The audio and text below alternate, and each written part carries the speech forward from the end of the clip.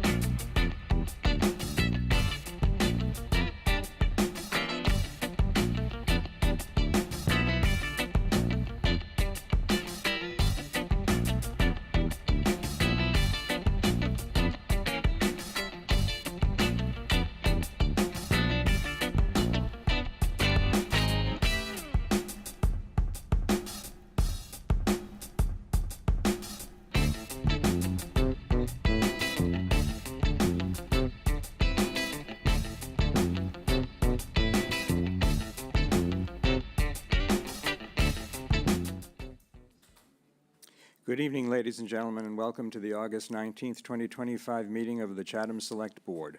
Please note that this meeting is being recorded and will be available shortly hereafter for scheduled and on-demand viewing on any smartphone or tablet device. If anyone else is recording the meeting, please notify the chair. Seeing none. Pursuant to Governor Healy's March 28, 2025 signing of Chapter 2 of the Acts of 2025 extending certain COVID-19 measures adopted during the state of emergency, suspending certain provisions of the Open Meeting Law, Massachusetts General Laws, Chapter 38, Section 20, until June 30th, 2027, this meeting of the Chatham Select Board is being conducted in person and via remote participation. Every effort will be made to ensure that the public can adequately access the proceedings as provided for in the order. A reminder that persons who would like to listen to this meeting while in progress may do so by calling the phone number 1-508-945-4410, conference ID 203-386-491#, or join the meeting online via Microsoft Teams through the link in the posted agenda. While this is a live broadcast and simulcast on Chatham TV, Xfinity Channel 1072, despite our best efforts, we may not be able to provide real-time access.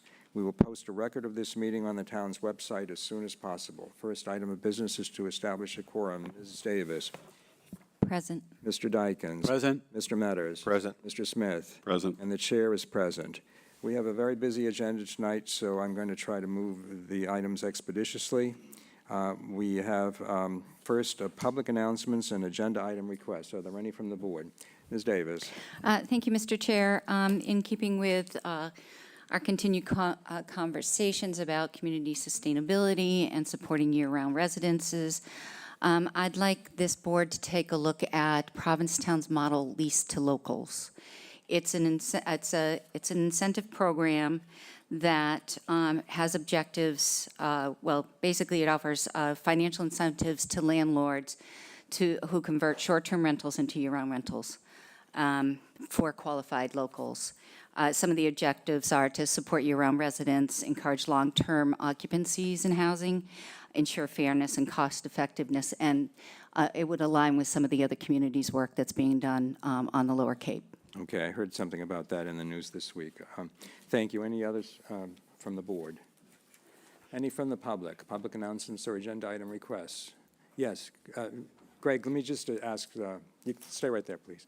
No one in the room. Is there anyone online? I see none. Okay, Greg. Greg Berman, you had something. Our Director of Natural Resources. Thank you. I'm respectful of your time. I just wanted to very quickly introduce Bradford Bauer. He is our new Assistant Conservation Agent.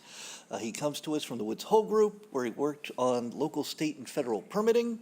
Before that, he was a Coastal Ecology Manager for the Duxbury Beach Reservation. He is a bachelor's from UNH, a master's from Unity, and has also served on his local Yarmouth Conservation Commission, and must be a glutton for punishment because he's working for a conservation commission here in Chatham now. Excited to have him on board, and I know he's looking forward to getting to know the projects and people that make Chatham special. Thank you. Welcome. Would you like to say something? Wes? Just that I'm very happy to be here, and I've had a very warm welcome from the Chatham community thus far. Thank you, and good luck in your new position. It's a very important position for a very important body. Thank you. Thank you. Okay, our next item on the agenda, on printed agenda, is a public hearing, but I think we have some information from Eversource that we're not going to be able to be doing this tonight. Marissa Jackson, did you want to say something about this? Direct agent of right-of-way for Eversource. Welcome. Thank you very much. Yes, we will formally withdraw and redesign the project so there is no road cut. Okay, so we're going to withdraw this for tonight. Yes, please. Thank you. So Thank you very much. that item is canceled effectively. I am going to defer the Chatham Wells report by Mr. Faley on the wells and water until after we can take up the items A through D. The next item is comments on the business agenda, public comments. As everyone can see on the printed agenda, contemporaneous public comment will be allowed on each of the items A through E. So if anyone does have comment at the present time, I will entertain it. If not, we're going to proceed with the business agenda directly. Seeing none. The first two items on the business agenda are citizen requests from Elaine Gibbs, and I am going to take them together. The first is item 6A, discussion of emergency communications between the town of Chatham and Eversource personal care sites and regional shelters. I should add that our clerk, Stuart Smith, has also made these a select board agenda request, select board member agenda request, both of them. The second is the review of communication with Eversource and notifications to the public during the power outage on April 26, 2025. And we have a representative from Eversource here, Mr. Philip Burt. He has a few slides. I think what I'll do on this is ask that he make his presentation, and I will ask Ms. Gibbs. I think she has some comments she wants to make. And then our fire chief, who is our emergency management director, and the deputy director of emergency management, Mark Heller, is also here. And I'm hoping we can deal with this fairly expeditiously because we have some items, particularly C and D, for which I have asked town council to be present. He's available only until 7 o'clock. So it's important that we try to get through this. We'll spend as much time as needed on these first two items. If need be, I would suspend after a short period of time and then take them up after we complete C and D, but hopefully that won't be necessary. So, Mr. Burt, would you please come forward to the podium and introduce yourself? Yeah, either of those is fine. Welcome, Chief Tavano.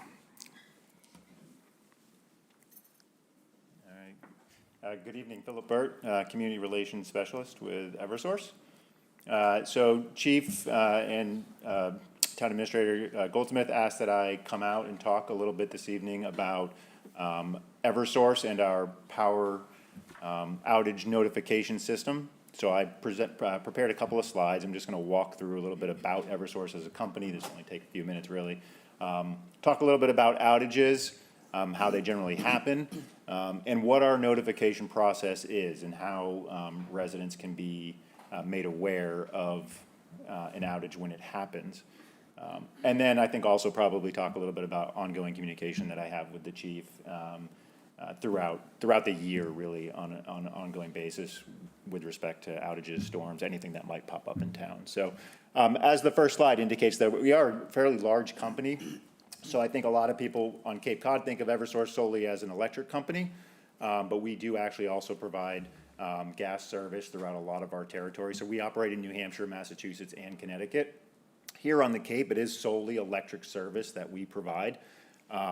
After the gas incident in northeastern Massachusetts several years back, we took on a lot of Columbia Gas's territory. So really a lot of southeastern Mass also became part of our territory for gas service. And as you can see some of the stats there, we do serve in the Commonwealth almost 1.5 million customers on the electric side. And we do all of the electric service on the Cape and the Vineyard. Nantucket is actually served by National Grid. So, and then you can see there's certainly some combined towns. We have many towns that we provide both services. And there's some communities that's actually split up. You might have National Grid providing some of the electric service in part of the town. We're providing some of the electric service in the town, and the same goes with the gas service. So I think some of this stuff is kind of self-evident, but when we're talking about storm-related outages, really it's like 90% of storm-related outages are related to vegetation issues. So generally it's trees down either on wires and taking down infrastructure, or just limbs crashing down and knocking the power out. But on blue sky days, a day like today, there's a series of other issues that can pop up. As I came into Eversource, I've been with Eversource now for about 18 months, came from sort of the emergency management side. So really my understanding of outages with Eversource was really focused on that storm side, but having, now living it day to day, there is a lot of stuff that goes on that knocks the power out that you actually wouldn't really think too much about. Things that we're like really familiar with around here, osprey, we have a lot of issues with ospreys, nests causing fires, obviously motor vehicle accidents, even small things like rodents getting into substations and accessing equipment and causing outage, causing something to trip. And then just in general damaged equipment. Things do break. Like I think, again, it's one of those things that I never really processed too much prior to my time with Eversource, but much like in your own home where things like your refrigerator breaks or you need a new washing machine or whatever, electrical equipment in the system wears down and breaks, and ultimately those kind of things can lead to outages. So the company's kind of constantly in this mode of assess, maintain, repair, kind of keep going all the time to keep the system as fresh and operable as possible. The little sort of graphic down in the right-hand corner, though, does provide some context. So in 2025 thus far, basically half of all outages throughout all the territory, so this isn't just the Cape, but throughout, New Hampshire, Massachusetts, Connecticut, about half of all outages are restored in under 5 minutes. And most of that is due to our ability to remotely switch equipment on and off. So like most people have been sitting in their home at some point, have probably witnessed that thing where like the power goes out, but then it comes right back on. You have that like 10-second outage maybe. It's very, very short. Or the lights even just flicker. Typically, that's actually the system doing its job. What's actually happening there is we have operators in New Bedford who are constantly monitoring the entire system and are able to remotely turn stuff on and off and switch power back on so that they're able to then sort of shrink the size of that initial outage. So maybe initially a limb goes down and you lose 1,000 customers, but remotely they're able to switch stuff back on, kind of shrink that down to the smaller area as close to where that damage happened as possible. So that's kind of what you see there. And generally speaking, again, this is system-wide, so this isn't specific to Cape Cod, but generally it is the average break between an interruption for somebody in their home is generally around 22 months. So the system is quite reliable. I think most of the time we think of, obviously it doesn't really cross your mind, but only really 2 times it crosses your mind. One is when you see your bill. 2, probably when the lights go out. Otherwise, I think most of us kind of take it for granted. It is what it is. It's kind of like, I think, dealing with your Comcast Xfinity at home. Most of the time it's up. You're not really thinking about it. Your Wi-Fi is working. Every once in a while you do walk into your home and, why is my phone not working? Why is my computer not working? Internet's down. Similar type of thing. I think that, though, the thing that I really wanted to hone in on this evening is really just the next slide. And it's really pretty simple, but it's important stuff for people to know.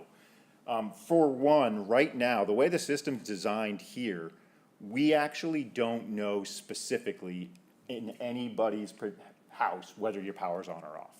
Like, I think a lot of people think that when the power goes off that we know that your power is out at your home. We actually don't. So the system's not designed that way. It is actually, that is a technology that is coming. We are rolling out advanced metering infrastructure across the state. It's starting in the western part of the state. It'll be to the Cape in about 2 years. That'll totally change the game on the way a whole lot of things work with respect to the management of electricity. But it will allow the company to know, oh, this particular residence does not have power right now. But that's why you constantly hear the message, call in your outage, call in your outage. If you don't call in your outage, we actually specifically don't know any one particular location. Now, going back to the conversation before, if a line drops, a tree drops on a line in a particular area, we can make a general assumption that a chunk of an area is out, and chances are most customers in that area are out. And that's why you'll see that if you check the Eversource outage map, you might see the number kind of fluctuate. Sometimes that's us turning stuff off and on, and sometimes that's more and more customers calling in for us to realize, okay, this outage extends from, point A to point B. We thought it was only, well, I should have said whatever, point A to C, and then, you know what I mean, adding more customers into that section. So you really do have to call those outages in. The other thing though is and there's a couple ways you can do that. So you can go to our website and you can report an outage online through the website. Of course, I know the quick response to that is, well, if power's out, how do you access your computer? Well, hopefully you've got, you can get the app on your phone. We do have an app. You can do the exact same thing on the app. So hopefully your cell phone is charged up, or if you have the old, copper line into your house and you still have a landline, make the call that way. You can also text the word out to that number up on the screen right there. It'll alert us of the outage, and then you'll also be immediately kind of put into this queue of notifications about the outage. So you should get, in some sense, some kind of an estimated time of restoration from us. That number is going to change. You're going to get an initial number that's probably going to be 2 to 3 hours out immediately, because that's going to be like the system defaulting to a specific number. And then as technicians get on site, they'll look at the issue, try to figure out, okay, this is a quick one for us. This is going to be back up in 25 minutes. Or, oh no, this is a piece of equipment that's only like right now currently in New Bedford. We have to get a crew out there. This could be 6 to 8 hours before before things are back up to normal. So you'll get those notifications. And of course, you can always, as the bottom thing references there, you can always use the Eversource outage map. It is pretty timely. I think the updates on that are generally between 15 and 30 minutes, so you get a pretty good sense of the numbers. And when there is an event going on, like I cover the Cape, I cover Martha's Vineyard, I cover Plymouth. I'm constantly in contact with like all the emergency managers, so like I'm talking to the chief regularly throughout events about different parts of town that are out, different concerns he might have, in any community, what the concern might be, how long a particular area might be back up and running, and of course, really focusing in first on like our critical infrastructure, our things that are most important to have up and running first, and going from there. And then the company always, of course, is kind of like, if you think of this as like a skeleton, the company's going to go to the area, like sort of like to the backbone first, and then work its way out to get power restored. So with that, I guess I would just remind people, there's the number to call in your outage. Go to the website if you have one.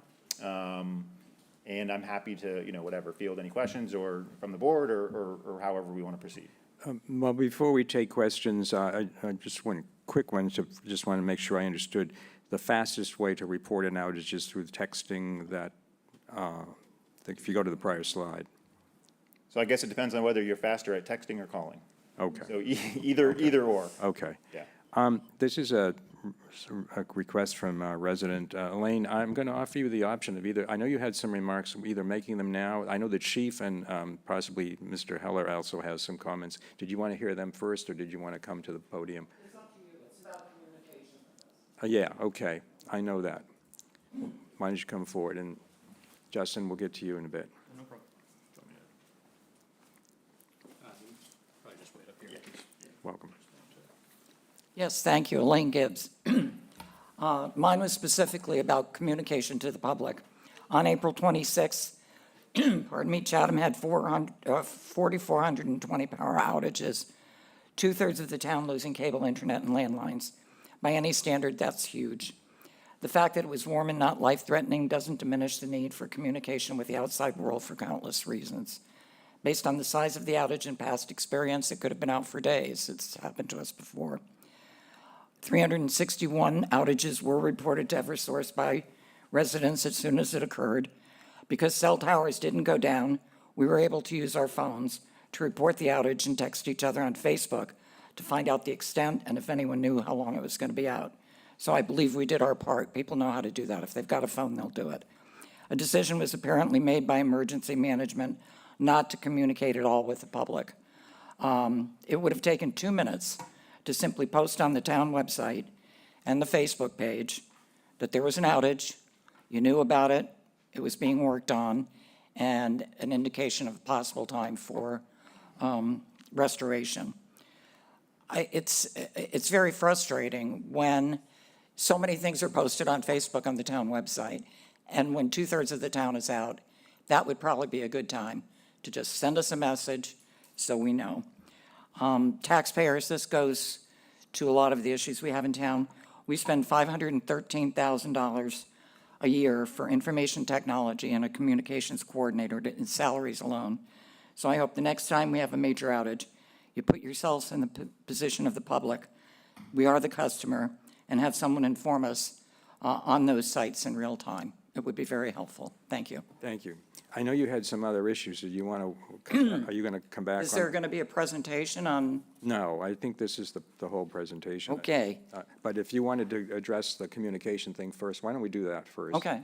Chief, did either you or Mr. Burt want to speak to the April storm and more generally about the issue of communication? Sure, thank you. Good evening, Board and members of the public. Justin Tefano, the Fire Chief and Emergency Management Director. I'll just offer a few comments on the April 26th outage, and then I think I'll turn that back over to Mr. Burt to comment further. The April 26th outage was a result of, there was a brief storm that blew through town. Our role in emergency management is really to focus on coordinating emergency response, especially pertaining to immediate threats to public safety. During that storm, there were outages throughout a good portion of town. We were monitoring it. Deputy Director Heller responded to the station to continue to monitor events. We were in communication with Eversource. The estimated time of restoration was fairly brief, less than 2 hours initially. Weather conditions were stable. We determined, as I'll get into in my remarks a little bit in more depth than later on, part of our job is to digest information and put out information that we feel is pertinent to threats to public safety. For that particular outage, it was determined that we didn't feel as though there were any immediate threats. We were in communication, as I mentioned, with Eversource on the restoration efforts, and restoration ended up happening in less than an hour for that event. It was a kind of a quick hitter storm that blew through, and then weather conditions stabilized pretty quickly thereafter. It was warm out. So as far as additional communications, you know, when there's significant storms that are forecasted or predicted, and we feel as though there's going to be widespread outages that last a long duration, especially during temperature extremes, severely hot, severely cold. Those are kind of trigger points for us to put messages out to the community, and get information to the community that there's buildings in town, public facilities, whether we designate them officially as a personal care site or just as a facility that's open for normal operations, as places that they can go to get warm, to cool down, to charge devices, and things of that nature. I'll let Mr. Burt comment a little bit further on the April 26th event. Yeah, I mean, so I think relative to any of these, any one of these outages, they're all sort of handled a little bit differently with respect to like my interactions with the local like emergency manager, for example. So if we have if a large scale event rolls through, let's look at like July 4th. So we had this part of the Cape. We were fortunate. So I live in Brewster. We didn't quite have the problem we had the upper part of the Cape, but Falmouth, Bourne, Plymouth, poor like Marion, that area, where they were out for like all of 4th of July. So we had a line of thunderstorms come through. When we notice that it's going to be an extensive amount of damage across a wide area, the level of response from us in our communication with like our emergency managers changes drastically, right? So generally, on a smaller situation where it's maybe one town, I have the chief's number, he has my number, he knows to reach out, I know to reach out to him if we see something pop up. If I had seen on that particular day, like, oh, you know, you do have a large percentage out, and I'm hearing from our operations crew that it's gonna be a while, of course, I would relay that information to him and say, hey, you're looking at probably 6+ hours, so, you know, so prepare for that. So if that means the chief has to go to the direction of a local cooling center or warming center, or having something open for people to charge their cell phones, we would, of course, relay that information.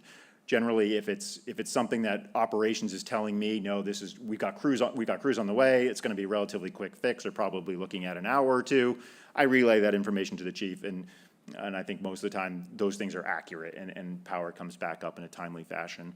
And I think our messaging, similar to what the chief was saying, is very much along the same lines as the town's messaging, which is, there is a level of responsibility to the consumer to make sure that they're prepared going into these, going into anything, into whether it's a blue sky day or a storm event, of being prepared, making sure always, making sure your cell phone's charged up. You never know when you're going to be someplace where my kids, their cell phones are constantly at 5%. I'm getting notifications on my kid's cell phone. Your kid's, Gavin's cell phone's 5%. It's like, okay, I'm always telling myself, like, keep your phone charged.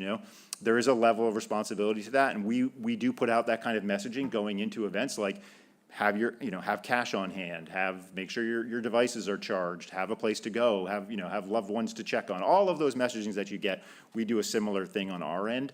And I think we do a pretty good job working with our emergency management folks throughout our territory on coordinating those messages and making sure we're getting them out together, because we have to kind of support what goes on at the local level, so. Thank you. Elaine, did you have a question or two about that? Yeah, I do, because I don't understand the answer. I appreciate that all that was going on behind the scenes.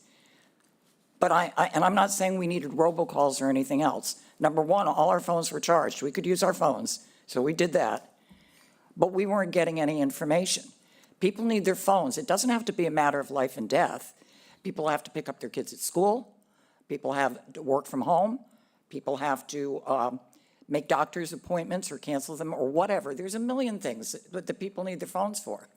It's just common courtesy when we have this whole team of people know that there's an outage and 2/3 of the town is out, to simply go on Facebook. We see pictures of coyotes on the Town of Chatham website all the time. You can just put a statement. It would have taken 2 minutes. We're out of power. We're working on it. It's going to be a couple hours.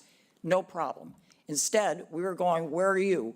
And somebody would say Stage Harbor, West Chatham, North Chatham, River Bay. That's ridiculous. We shouldn't have to do that. Okay. So I'm not feeling very confident right now that I'm going to get anywhere on this, but we are the users. We're the customers. We were out of power. We've lost power for 5 days at times. So there was no way for us to know how long this was going to last. We have to make plans. So I would just ask that if we have a power outage of 2/3 of the town, that you just write a little note on Facebook and the town website. We checked those. There was nothing there. So we didn't know, because when we were looking at the maps, they were not updated. Well, I would just say duly noted for future reference. Okay? Okay, Stuart, this was also yours. You had endorsed Elaine, so did you have any comment on the communication issue? Yeah, if you got a minute. Thank you, Elaine, for bringing this forward, and it's an important issue. We're in the midst of hurricane season, and shortly we'll be in the midst of easterly season, and we're going to get power outages. And I think part of our responsibility here is to ensure that we have good communication with the public. So if I could ask the town manager, Jill, what is the communication, in this particular instance or in a case like this, what is our town policy on getting information like that out? I don't know what it is. Does it come from town hall? Does it come from emergency management? Does it come from the police? I'm not sure where. We have Shauna Neely here, our communications manager, but it's a coordinated effort. If they're, again, first of all, reporting the outage to Eversource, where we're getting updates, just like we would do on our personal accounts, we do the same reporting on our town accounts. And it's a coordinated effort working with the two chiefs, actually. If there's a report that there is an outage, we monitor it. There's no policy that says any outage lasting more than 5 minutes needs to be placed on social media. So certainly can take note of that.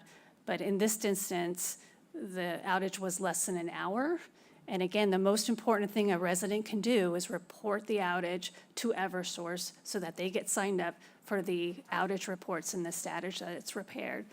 If that's the director of the board, you want me to direct our staff to use social media to report every outage, we're never going to get every outage. It just is a matter of our coordination efforts with emergency management.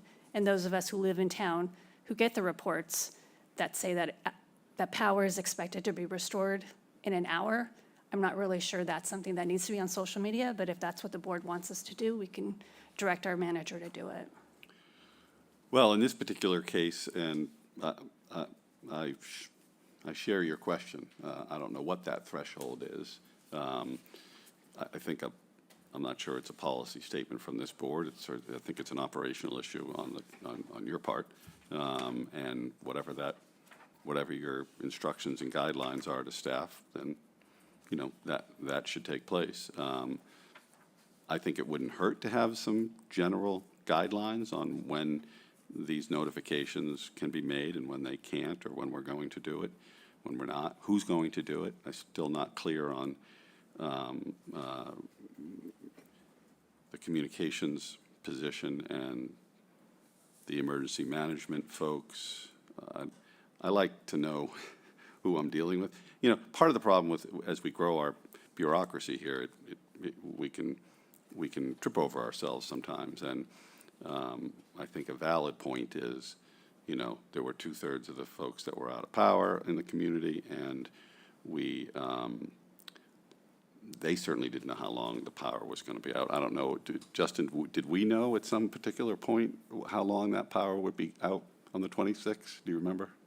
I was actually off Cape that day Okay. myself, but I was monitoring it with staff back home. Yeah. I had basically the same information that anybody from the public could get from Eversource. That estimated time of restoration was under 2 hours. Yeah. That's not what they told us, but. So it just seems like, to me, that if we could improve communications on when we have these types of emergencies or quasi-emergencies, I think it would be helpful, probably helpful to the public. I don't know. I've worked here and now I'm here, and I still don't know who's responsible for that.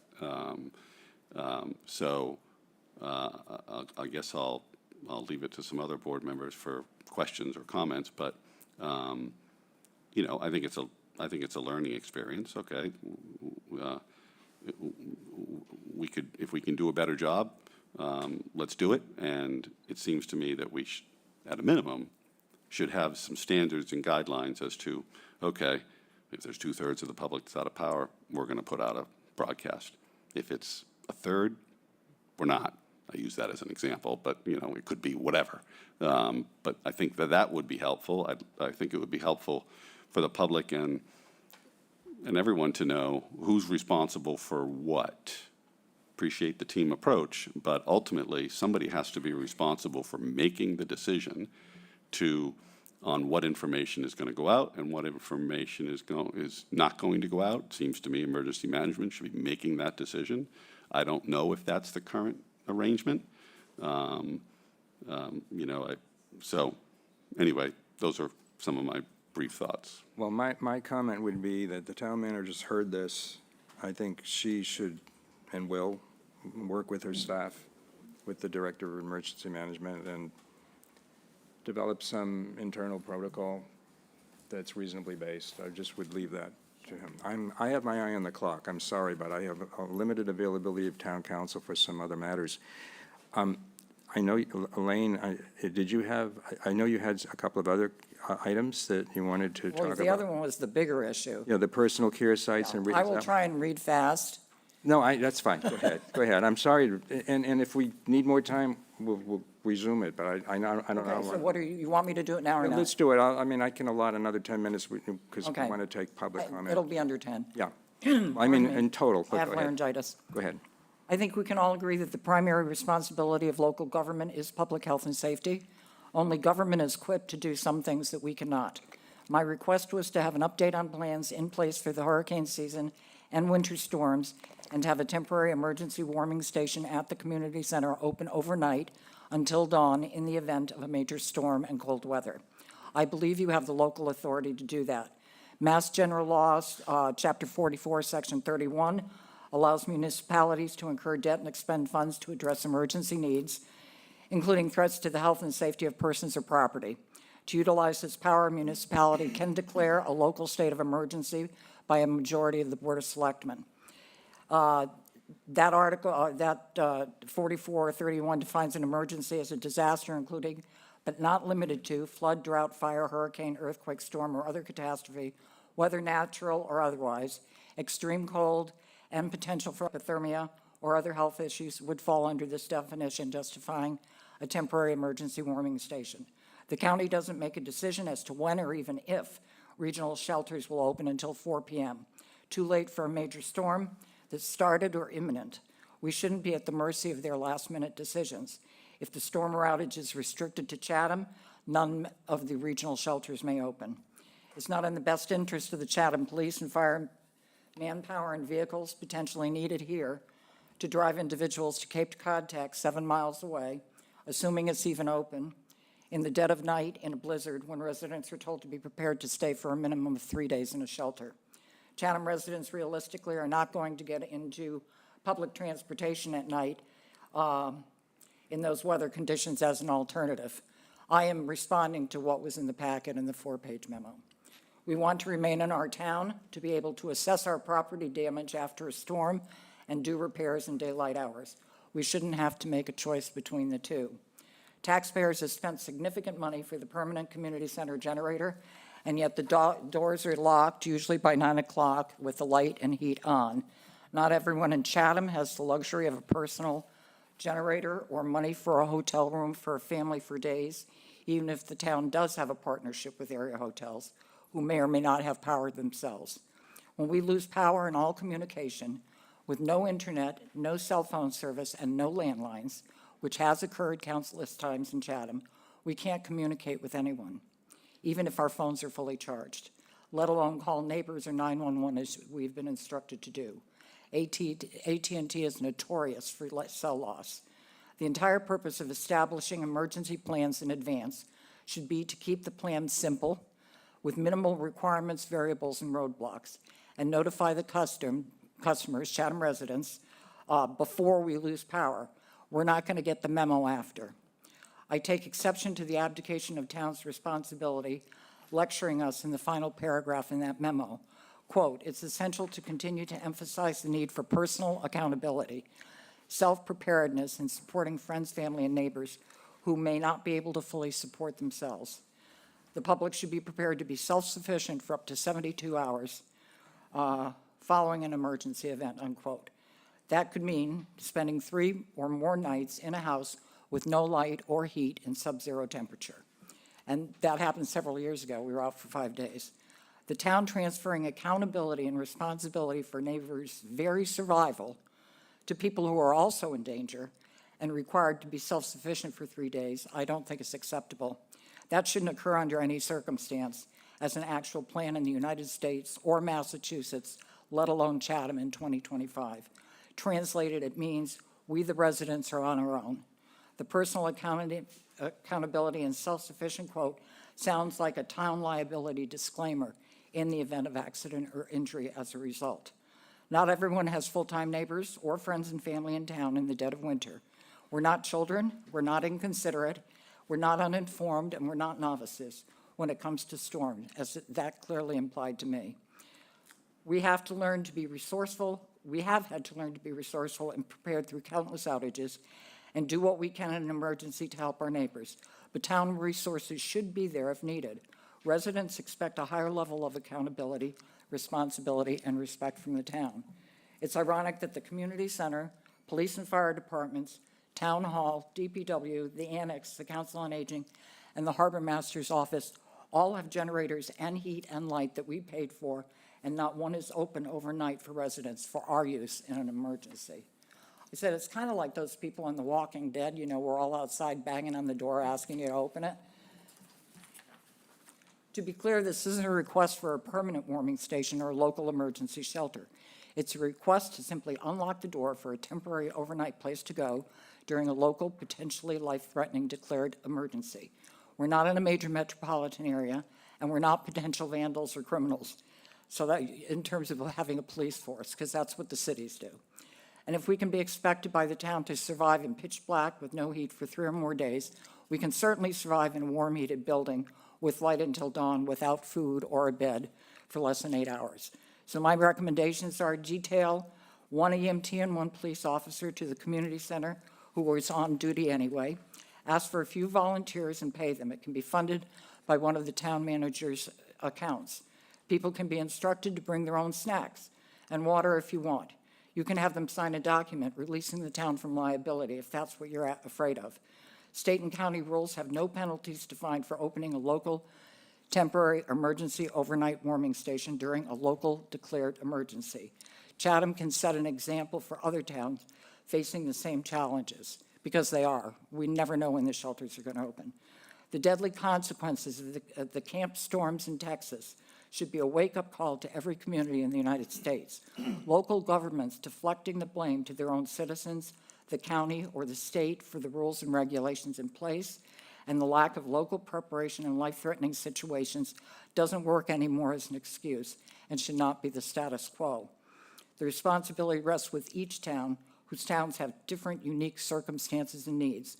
Chatham is an outpost, often with weather and power outages that no one else on the Cape gets, which determines whether or not shelters open. We should assume we're on our own with no help coming and no reasonable alternative. It's simple common sense to open an already heated building. We should know it's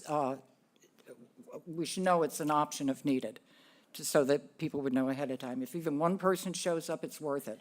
The financial cost is minimal, particularly in light of how much taxpayers are asked to spend on far less town projects. Regional shelters that may not even open should not be the only option. One size doesn't fit all. And to conclude, my test of determining the right thing to do in a situation is to question how it would look to the world if you've been asked repeatedly to simply keep 1 building open for refuge and refused, and someone was seriously hurt or died from darkness and cold, when we had a simple alternative right here in Chatham and should have known better. Multiple layers of bureaucratic red tape should not be an excuse or get in the way of logic and doing the right thing. Thank you. Chief Tabano, did you want to respond? Did you want to make some comments at this time, or? Yeah, sure. I'll try to keep it brief. I know there isn't, for the benefit of the public, there is an extensive memo that you prepared, you and Mr. Heller. It's in the file. Sure. Yeah, in regards to the personal care sites and shelters, the town of Chatham, Barnstable County, we follow and take the guidance from the Commonwealth and from the Massachusetts Emergency Management Agency, from MEMA. They have a very comprehensive mass care and statewide shelter coordination plan. Within that plan, the recommendation specifically for Barnstable County is that the most preferred method of overnight sheltering is the regional approach. Sharing resources, consolidating areas where volunteers and staff can go and do the greatest good for the greatest number of people is the most preferred method across the state. So that's what we follow, and that's where we have developed within our comprehensive emergency management plan our local plans for personal care sites and sheltering. Just as a matter of review, a personal care site is typically what people think of when they're referring to a warming center, a cooling center, a charging center.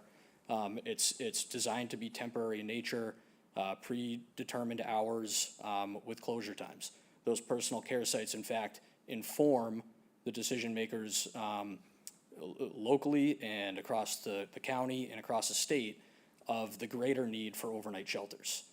So if there's not many people attending personal care sites, in theory, the decision makers make the determination that there's really not a great need for overnight shelters either. Our sheltering and personal care site plan has not changed since the last update I provided in December of 2022. That presentation is still on our website. It's not meant to be a live document. It's just was the presentation at the time to update what is still the majority of the board except for Mr. Smith. That information is all still relevant. We have not had a significant enough storm since 2021 to warrant the need to open a regional shelter across all of Barnstable County.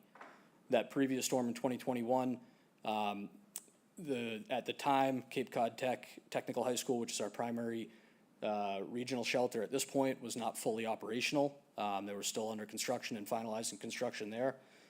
So at that point, Nauset Regional High School was the primary regional shelter for this area. From Harwich to P-Town, there were fewer residents that showed up at the shelter than there were staff and volunteers. Less than a dozen people showed up, and that was, as Ms. Gibbs mentioned, that was the storm that was 3 to 4 days that we were without power in freezing temperatures. We're sympathetic to the needs. We're sympathetic to the fact that there's folks in the community that might have a more difficult time getting out of town into another shelter. We have never left anybody behind. During severe weather events, when regional shelters open, as my colleague from the Barnstable County Emergency Management always refers to a shelter as a lifeboat. It's designed to help keep you alive, the same way that a hospital and an emergency room is designed to help keep you alive. It's not meant to be comfortable. It's meant to give you a place to go. They have cots for you to put your head down, but an overnight shelter, by definition, is a place that is required to have kitchen facilities, dormitory facilities, accommodations for hygiene, accommodations for pets. We simply don't have the capacity to offer that right now locally. That is our plan. That will be our plan for the foreseeable future. That does not mean we don't continue to review plans and look at opportunities for growth in the future. But right now, we haven't had a significant storm since that last plan was developed to test it against. And as I mentioned before, that is taking the guidance of the people that their profession is to look at sheltering and provide training for people who staff shelters. And they have the guidance that they give us here in Barnstable County is that the regional shelter is the appropriate approach. Thank you. I was going to ask, does your deputy have any comment on this, or does? No, I'm sorry. I had Mark come tonight. I don't think he has any comments, but I brought Mark with me tonight. I did want to introduce him. Mark has been on staff with the town of Chatham for a couple decades, but started in his new role as deputy director back in August of 2024. Stuart, again, this was an item you had endorsed. Did you have any comment on this particular issue? I did. Okay. I'm not sure that we're going to finish this in the time allotted. That I didn't realize it was going to be such a short amount of time. I know Mr. Tallerman is busy, but it seems like the shelter issue. I think it's something we might want. Well, then I think I'm going to suspend. I know, Mr. Byrd, I assume you can't stay. I'm not sure this is relevant to what we have a long agenda item. Elaine, if you have an immediate question. I just have one. Yeah, It's that'd a be great. hypothetical. Okay. Okay, so what happens if we lose our power, because we do it and nobody else does, we lose our power, and it's late at night, and it's 20 below, and they determine they're not opening any shelters. And people will have to stay in their house where they can get hypothermia. Would you unlock the door? To the No shelters on the Cape are open. We're out of power. There are people, a fair number of people, that are in their homes in the dark. Do you know how dark a house is when there's no light? It's really dark. I do. I've lost my power Yeah, several it's times. very dark, and it's very dangerous, and you can get hypothermia. So my point being, if the shelters don't open, because they've done that before, no, we don't have enough people, or we don't have this, or there's just no need. But Chatham is out, and we have a building with heat and light. And our only alternative is to stay in our house. Would you unlock the door? I can't answer that definitively right here. What I can say is that, as I mentioned before, we have not left anybody behind. There have been occasions where we've brought people into the fire station, we've brought people into the police station till we can find them safe refuge. As indicated in my staff report, we've developed partnerships with area hotels for the isolated incidents where people have situations in their home that have become unsafe. Typically, and generally speaking, when power goes out in the middle of the night, even if it's very cold out, if you leave your doors and windows closed, it's going to retain heat for a portion of time. I had a lot of friends It got down to 35 in their houses, not all houses are really well insulated. It was a Mr. Chairman, I'm wondering, I'm sorry. I'm floored by this. I am absolutely floored that the idea that, I've already said, you can declare a local emergency, and then all that other stuff, all those rules and stuff, you don't have to have showers, you don't, give them water, and you should have an EMT there on site. I I'm going guess I'm shocked, but it's good to know that we will be on our own. That in a small town, we are on our own in the event that we lose power, and even though the lights and heat are on in all of the public buildings. With all due respect, I think you're taking my statement a little bit out of context. What I'm asking is that if anybody, whether it's a medical event, an unsafe situation in their property, you call 911 if you feel as though there's an emergency. And we have staff that are trained and here and professional in this town that will help you find the help that you need. With that, I'm sorry. I'm talking about Elaine, perfectly healthy people. Excuse me. That need to charge their phones and just want to stay warm, not Okay. medical emergencies. Would- And we would- can't call 911 if we don't have cell phones. All right, we've been on this one for a half hour, Okay. okay? And I just want to ask, Stuart, are your comments long, or? Well, they could be involved. I think it would be helpful to bring this up at another meeting, hopefully. I need more time to flush out Okay. the shelter issue. The sheltering is an issue. All right. It's been an issue. It's been an issue, it was discussed by the former fire chief too, Yeah. with similar comment. Oh, I don't think this is a chief issue No, I or a understand comment. that. This is We've a had policy. We had of the the board. conversation, Ms. Gibbs has brought this before us previously. I'm going to ask a question. Are there any public comments on this topic tonight? These two items? I'm seeing none in the audience. Any online? I see none. I'm happy to, since you would like to have this extended to another date, I'm happy to do that. We'll do that. Thank you all. Thank you, Mr. Burt, for coming. Thank you, Elaine. Thank you, Chief. Thank you, Deputy Heller. Appreciate that. Okay. Welcome back, Mark. The next item on the agenda are two items that were requested, one by a citizen and one by Board Member Smith.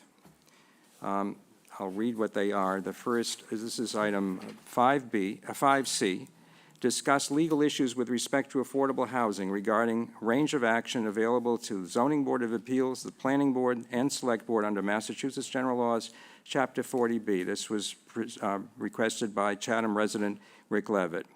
The next one, item 5D, is a discussion on policy directive for the Main Street and Meeting House Road Affordable Housing Trust Developments to provide guidance to the Zoning Board of Appeals. This was requested by our clerk, Stuart Smith.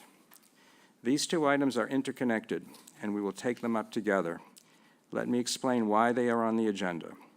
Mr. Levitt's item C followed several requests from him to place his alternative proposal regarding Main Street on the Select Board agenda, which I repeatedly declined, given that consideration of project alternatives are the province of the Zoning Board of Appeals and not the Select Board.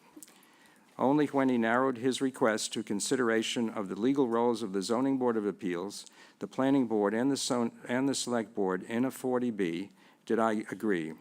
For that agenda item, I have asked Town Council to give us a brief overview of the 40B process as it relates to these three boards, particularly in situations where a land disposition agreement has been approved and signed by the Select Board. I believe this discussion will be instructive for everyone.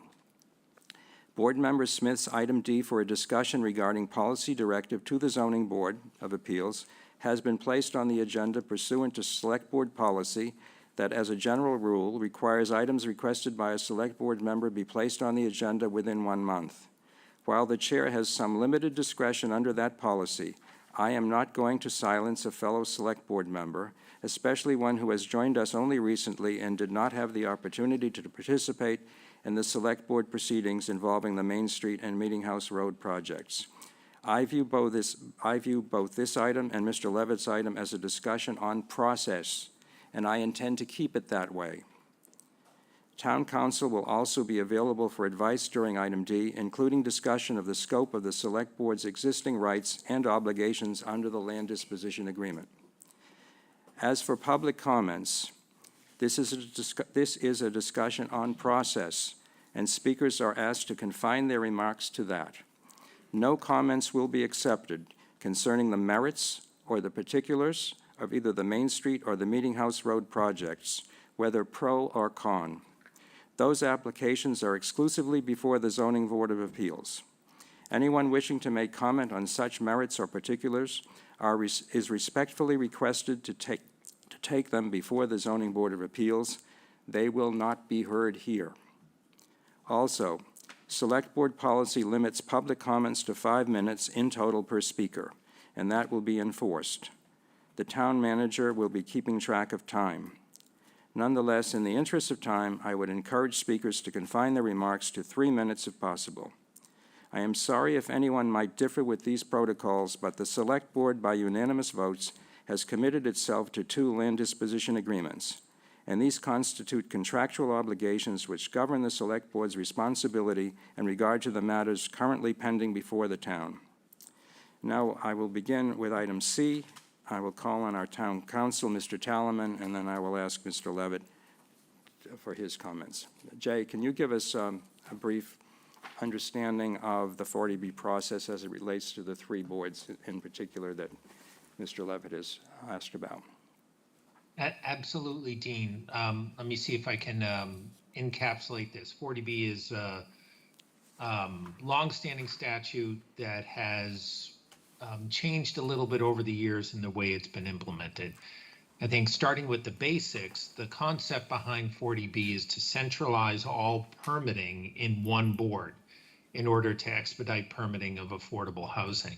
That board is the Zoning Board of Appeals. So to the extent that there's any other local board that would have had jurisdiction over a particular project in a matter arising under a local bylaw or a local process, the zoning board will step into the shoes of that board, whether it's the planning board, conservation, health, select board, sewer, water, and they will assume their jurisdiction. So it really is kind of one-stop shopping, at least in the general sense. That said, the select board does have a role. They have a general role, and then here, with respect to these projects, they have an additional role in that they are sponsors of these projects because they're on municipal property. I'll take those both up in series. So in terms of the select board, their role is generally confined to before the time at which an actual application for a comprehensive permit is filed. If it was a traditional adversarial or non-municipal sponsored 40B project, the select board would be notified both before submission of an application for project eligibility to a state subsidizing agency and then during that process. And they would have the opportunity to comment or to collect comments from other boards and committees and submit them to the project eligibility issuing agency.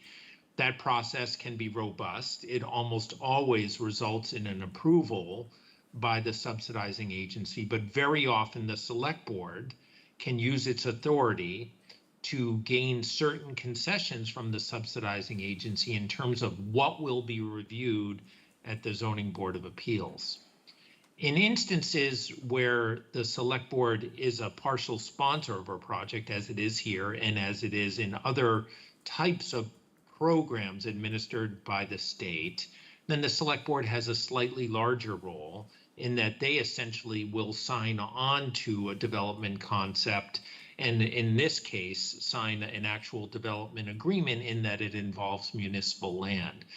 That gives a slightly larger role and a larger edge for the select board to have a real impact on what a project looks like and the process that will unfold before the Zoning Board of Appeals. That happened here. And the select board and the Affordable Housing Trust worked for a long time to develop concepts and submitted requests for proposals and exercised their authority to help shape a project that they felt would be acceptable on these parcels. They did that and then they executed an agreement with the applicant after that process. And under that agreement are certain obligations that we can get into in a little bit. But in a sense, that select board role was all front-loaded. Once the subsidizing agency then issues eligibility, which happened here, then the project can go before the Zoning Board of Appeals. And the Zoning Board of Appeals more or less takes it from there. However, the 40B process does include the opportunity for any local board that might otherwise have an opinion on a project to provide recommendations before the Zoning Board of Appeals. That could be the select board in the normal circumstances, although the select board here front-loaded most of that stuff and then built in their recommendations into the LDAs that govern this project. The planning board, the conservation commission, the highway department, police department, fire department, any other municipal agency that wants to chime in on this project is encouraged to do so through the 40B process. And the way they do that is to provide either direct testimony or written comments or reports to the Zoning Board of Appeals. And because the Zoning Board of Appeals is wearing so many hats, they are often glad for that input from these boards. None of that is binding on the Zoning Board of Appeals, but it's all important information for them to consider. So in this instance, the question has been posed with respect to the planning board that might otherwise have an opportunity to review these projects if it hadn't been for the 40B's processes and procedures. So if the planning board wants to comment to the Zoning Board of Appeals, they absolutely should. They can be supportive comments, they can suggest changes. Again, nothing binding, but given their expertise and their usual role in town, the zoning board appreciates those comments and any other comment. Now, once the zoning board has a project, it is theirs, as I suggested at the beginning. It is theirs to receive the project presentation, to receive comments from the public and other boards, to retain peer review, which is happening now. And after that peer review and all of that information is collected, while the hearing is still open, the Zoning Board of Appeals has authority to ask the applicant at a certain point, and this is baked into the 40B regulations as well as the guidelines administered by the state. At that point, which the zoning board is essentially coming up to, we're about 2/3 of the way through the hearing, they can suggest to an applicant, hey, we'd like to see some changes. In fact, in the process, in the one project that has already been before the zoning board for a few hearings, the zoning board has already suggested that there might be some project changes if the applicant could live with them, and the applicant has made some of those changes. If there are bigger ticket items, such as the request for modifications that Mr. Levitt or anyone else might suggest, including the members of the Zoning Board of Appeals, the Zoning Board of Appeals will have an opportunity at that point to say to the applicant, hey, we'd like to see this. We'd like to see you reduce the height, reduce the number of units, increase the height, increase the number of units, change the access around, change the landscaping around. Can you live with that? That negotiation, that process is enshrined in 40B, and it is encouraged. We're not quite there yet at a more fulsome process, but the applicant and the zoning board will have an opportunity to weigh those things within the context of a public hearing. When they do that, if the applicant suggests that they can't do any of those changes that the zoning board would like them to do, and if the applicant suggests they can't do it because it would render the project unfeasible from an economic perspective or a financing perspective, then the zoning board has an opportunity to test that premise if they are insistent on that. And that's all baked into the regulations administered by the state that apply to the zoning board under this process.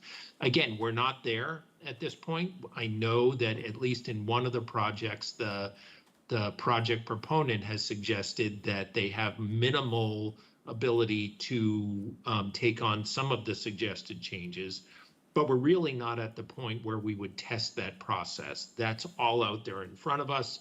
I've been giving advice and counsel to the zoning board, and I've given a training to them. I've attended every hearing. I intend to attend every hearing, but that's the process we have before them. So with respect to item C, the the kind of suggestion as to where are we and what are the various roles and responsibilities, that's how it more or less shakes out. I think there's a lot still to be written about the process in this particular project. I think Mr. Levitt and many other people have made comments, pro, con, or just basic suggestions on this. The zoning board is compiling all those comments, making notes of that, and at a point in the process, they're gonna have to draft a decision or make suggestions on whether or not this project should be approved just as it is, whether it should be denied, or whether or not it should be conditioned in a way that fits with the zoning board's goals. I often caution towns who I represent under 40B that the track record for denying projects under 40B is not good.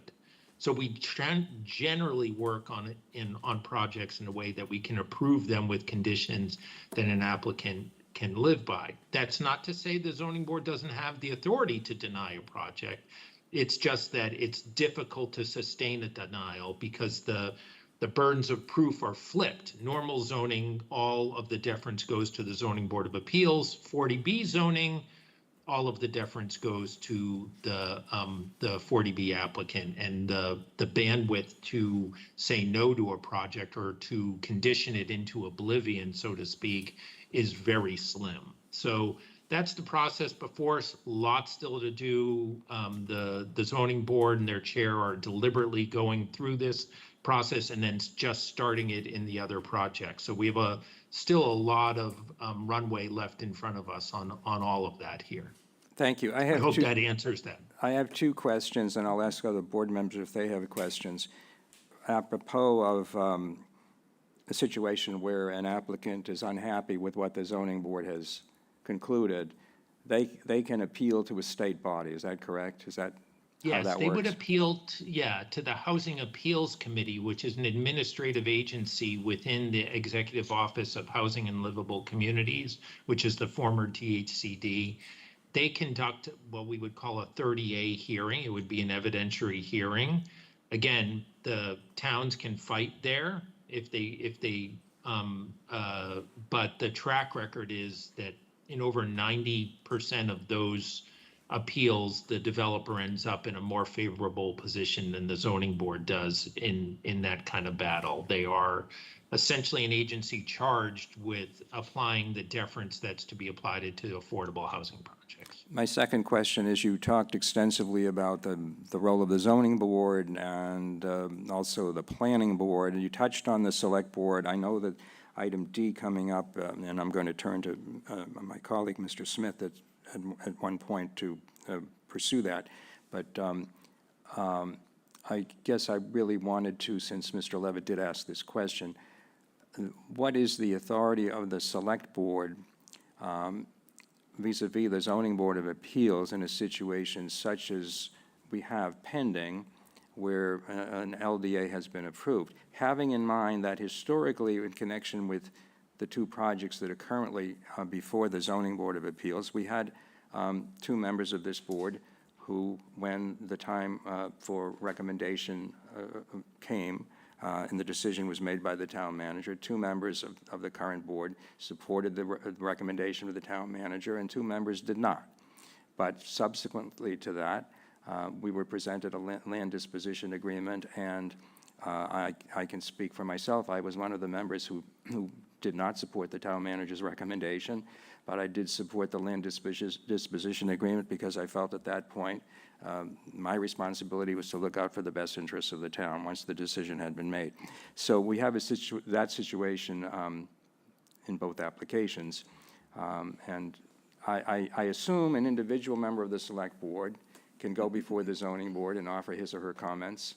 I'm assuming that from what you said, that the select board as a board could offer a communication. I'm not proposing that we do. I am totally opposed to the select board intervening in any regulatory application for any board in this town. And I get very nervous when we have the Board of Health here, for example, and I think some of the comments intrude upon the regulatory process. But that doesn't say that it's illegal to do that. So if you could touch on that, I would appreciate it. Yeah, certainly. There's a few issues to unpack there, Dean. The first is that any single member acting as an individual, not as in their official capacity as a select board in this particular project, is certainly free, or in any particular project, is certainly free to go before the board that is hearing the matter and express their own personal opinion. We always recommend, to avoid the appearance that they're speaking on behalf of their board, that they say, I'm speaking as an individual. But no one loses that right. That's a First Amendment right, and everyone has it. The board of selectmen, or the select board, is in a slightly different posture in this particular matter. Normally, as you suggest, they don't lose the right to speak as a board before another permit granting authority, especially a permit granting authority that they appoint. They might be a little shy about giving an opinion, but they're not precluded from doing so. The situation is a little different here because it's involving municipal land and a municipal partnership, and we have a signed agreement. Under that signed agreement, the select board is bound as a body contractually to support the project as presented. Now, that doesn't mean that the select board can't review changes to see if it's consistent with the project, but by and large, this select board is contractually bound and is subject to the penalties of breaching those obligations if they were to not support the project. Now, they can sit silent, and they could speak individually, as I've suggested, but the select board here is contractually bound to provide support for the project. They don't have to affirmatively do that and gush over the project at the Zoning Board of Appeals, but they can't issue a comment without breaching the contract that would show a lack of support for the project. Okay. That's under the contracts that we've executed with Penrose, and those are pretty typical of any LDA. We do LDAs in a lot of towns, and that is a pretty typical requirement in these types of contracts. Okay, thank you. Are there any questions or comments from my fellow board members? Mr. Dykens. Yeah, thank you, Mr. Chairman. So Jay, just to be really clear with respect to a discussion on policy director for the Main Street and Meeting House Road Affordable Housing Trust Developments. Jeff, can I ask, because that's the second item, and we're going to get into that. I want it to be real clear to everybody that as a select board, we don't have standing to change direction at all. We have signed an LDA that is binding on us. Is that a fair statement, an accurate statement, Jay? It is a binding contract. And in that yes, binding, 100%. in that binding contract, we are asked to support the initiatives that are described in that land development agreement. There is an obligation to support, which the select board has done to date. Yes. And if we were not to support, we would be in breach of the agreement. It could be construed as a breach, correct? Thank you very much. Are there any other comments from the board? Corey? Just to follow up, taking a broader approach to this, not just a specific project. So, because obviously these projects are, we haven't seen many of these projects in town for a long time. So, this was a new big project for us.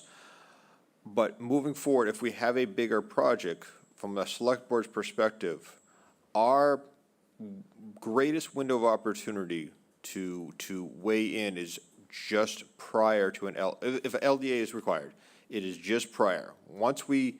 Before that point in time, we have every opportunity as a board committee, as a group, to weigh in.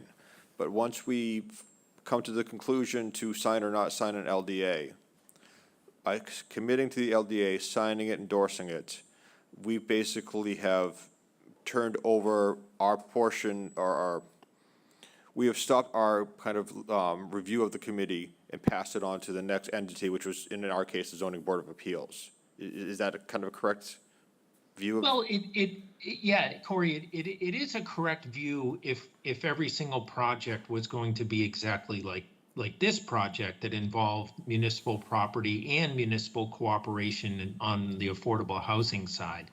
We have other projects in towns where the select boards have an initial show of support. It might not be on municipal land, but there's an initial show of support to jumpstart a project and to help it get before the Zoning Board of Appeals, where the select board might not be as committed as it is in a more formal LDA concept.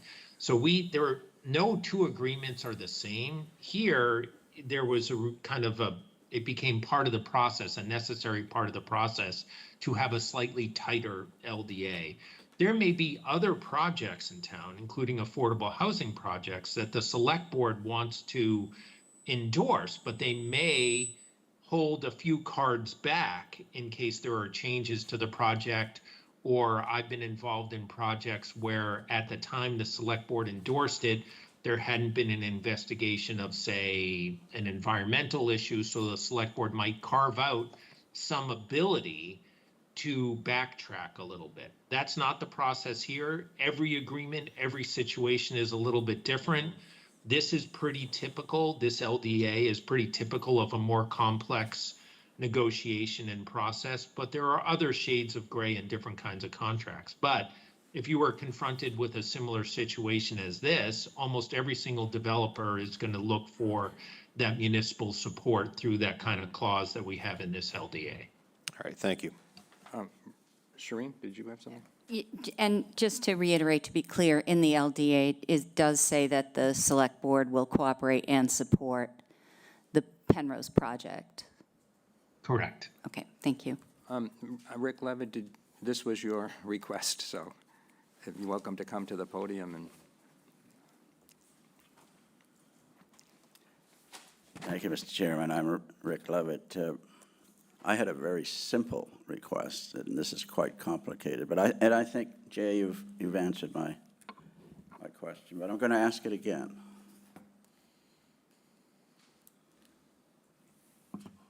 Can a ZBA set valid and reasonable local need conditions on a developer's 40B permit application for an affordable housing development that do not make the development uneconomic and do not change the number of dwelling units? So the answer to that is yes, but there's ramifications to that. So a board has the authority, a zoning board has the authority to impose conditions on a project. And if they do so, they usually engage in some kind of dialogue with the applicant as to whether or not it would make it, in the applicant's eyes, uneconomic. The applicant may disagree with that. If the zoning board imposes a slate of conditions, and one of them in particular provides grounds for the developer or causes the developer to appeal to the Housing Appeals Committee, then the developer's first obligation, their first initial burden of proof at that body, and it takes a while, is to demonstrate that that condition is going to render the project uneconomic. If they're successful in that regard, then the burden switches to the zoning board to determine that, well, regardless of whether or not it renders it uneconomic, there's a valid public health safety reason for imposing that condition. Now, two comments there. The towns have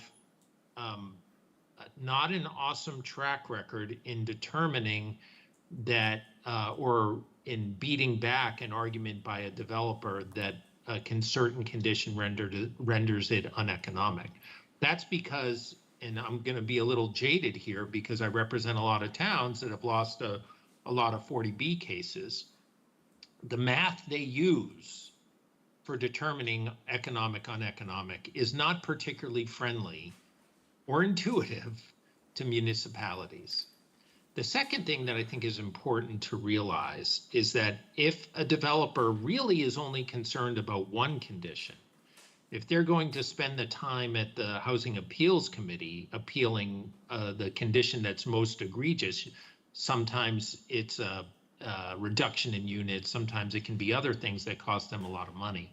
They're likely going to appeal a whole host of conditions that the zoning board imposes. When we draft 40B permits, there's 30, 40 conditions.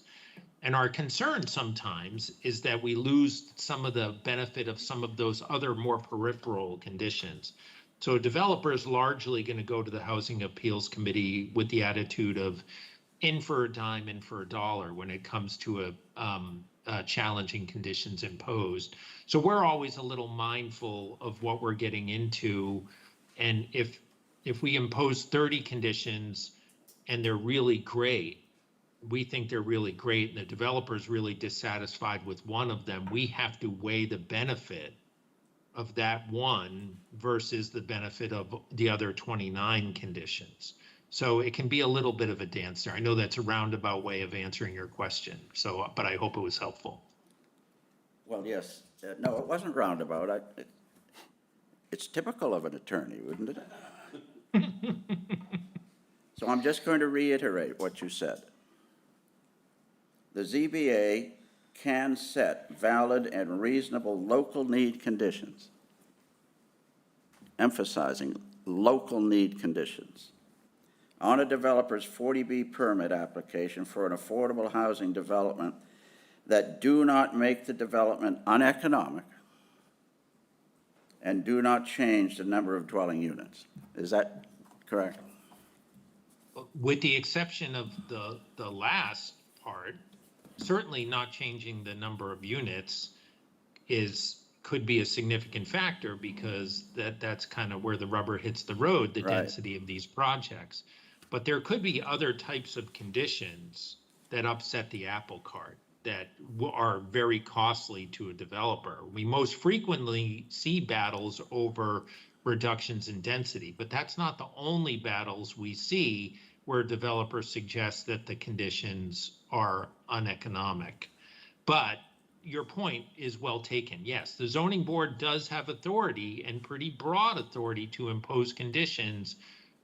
I just want to reiterate, the track record for defending those conditions, if the developer disagrees, is not awesome. It's not that we don't have some successes there. It's just that the chances of success in defending a condition that the developer is dead set against is a difficult burden.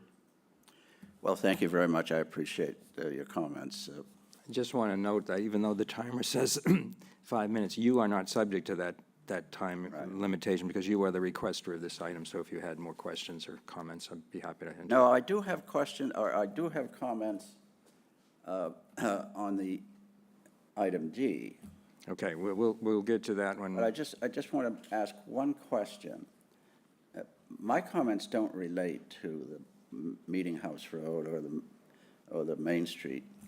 My comments about item D relate to the future policy of this board with respect to affordable housing. Are you open to comments about that tonight, or do you want? Well, depending on how you frame them, yeah, when we get to that. All right. I'm certainly will entertain your comment. Before I get to Stuart's item D, I guess I wanted to ask to get a sense of whether I'll defer public comment till the conclusion of both, or are there other? Pardon me, already somebody? George Myers. Yes, are there any, let me just, before I get to him, are there any in the room here who are going to have comments on item C? I see 1, 2. I should see 2. Are there any online? Just 1. That's 3. Okay. Okay. We'll take the public comments now on item C, and I'm going to Carolyn McClellan first.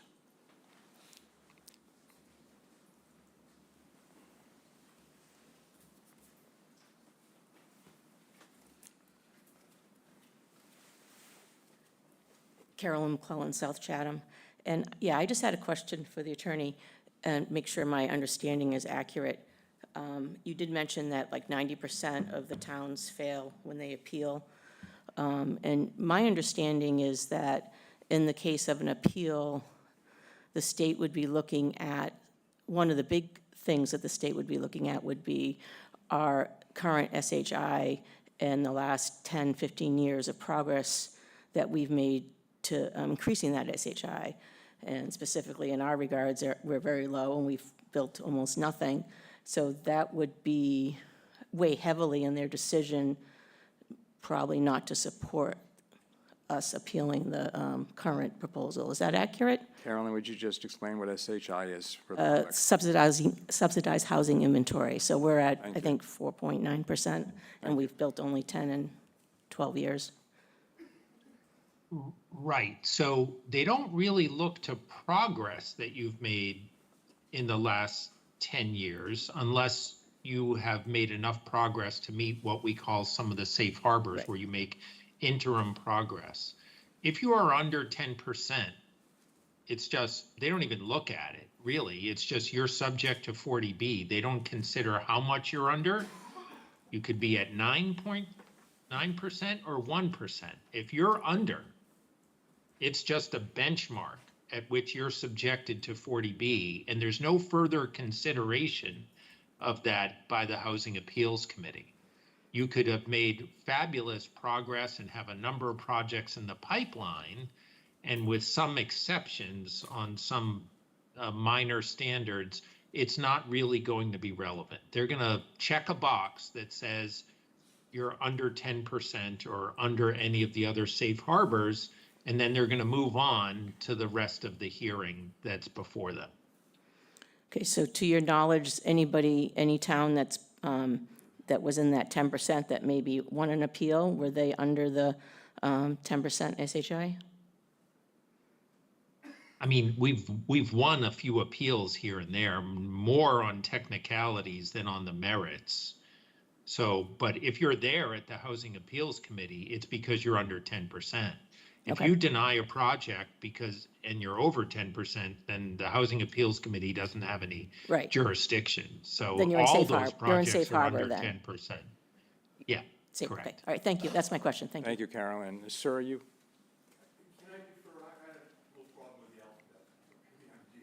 Okay, thank you. And no one else in the room? Mr. Myers, you're online. Yes, George Myers, Venice, Florida. Thank you, Mr. Chairman.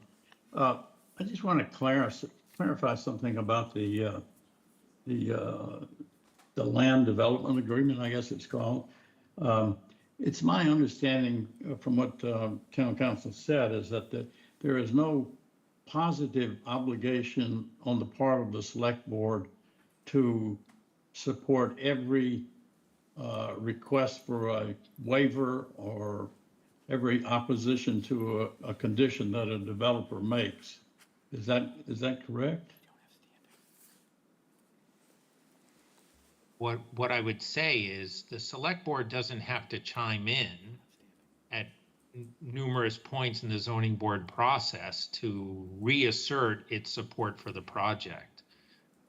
What the select board cannot do as a matter of contract is show any lack of support or recommend things that are not supportive of the developer's design before the zoning board of appeals. So the select board can sit idly by if they want, or they could express continued support, but they cannot enter into the zoning board sphere and suggest in any way, directly or indirectly, in my opinion, a lack of support for the project proposed by Penrose.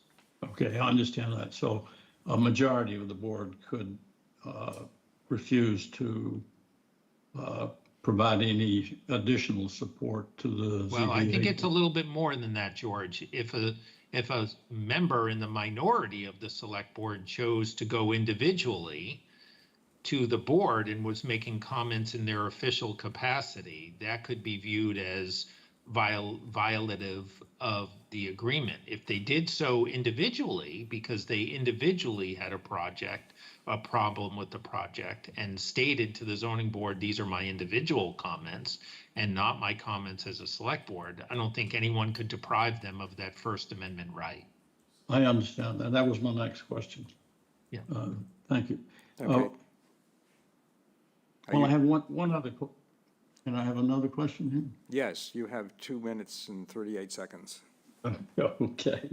One of my concerns is the scope of the, I guess it's a test of this outweighing the need for affordable housing. That appears in virtually all the decisions. And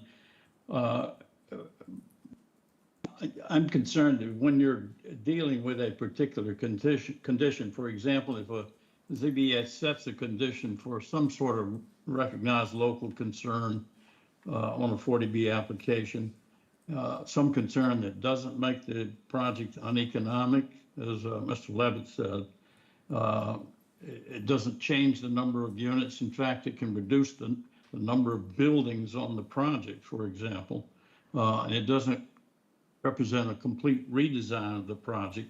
How does a developer argue that the need for affordable housing outweighs that condition?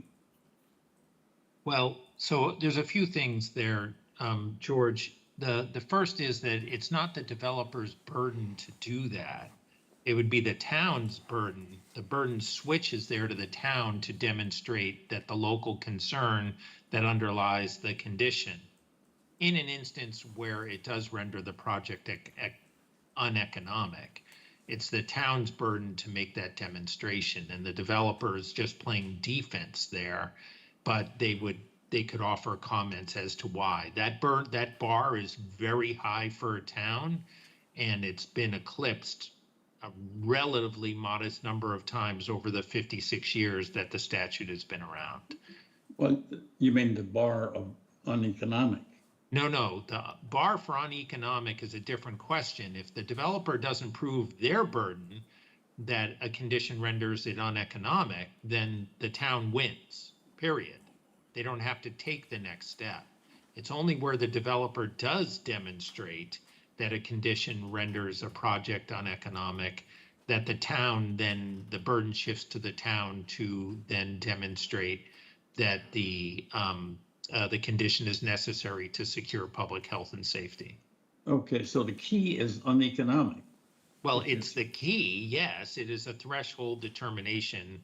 Again, handful of cases over 56 years that even come close to giving a town a leg up there. And again, it's not because of math as we know it. There are certain presumptions that are afforded to the developers under 40B that make it slightly more easy for them to demonstrate that conditions render a project uneconomic. Okay, thank you. Thank you, George. 5 minutes have expired. Yes, sir. We're talking about C now, item C. Brian Phillips, 374 Orleans Road. What happens if stuff comes up that the select board was not aware of while they were signing the Land Disclosure Act? Stuff like national security, environmental things, or public safety, things that come up that's like new information. Are they then allowed to change their stance or support a different thing? Is that? Jay? Yeah, I think under this agreement, the select board's obligations for support are a little bit more binary. I think the select board also had an opportunity to do more due diligence than they might normally do. There are requirements in some of these agreements that a project still complies with other issues of law, state codes, and everything else. But assuming that they're not breaking any other laws, then the select board here under this particular agreement are bound to support. Again, I've been involved, as I mentioned before, when to Mr. Metters, that there are different kinds of agreements where the select board support might be more tentative going in, where we might reserve the right to withdraw that support. Here, it's a much more complex set of agreements that had a bigger lead up where the select board had an opportunity to review things.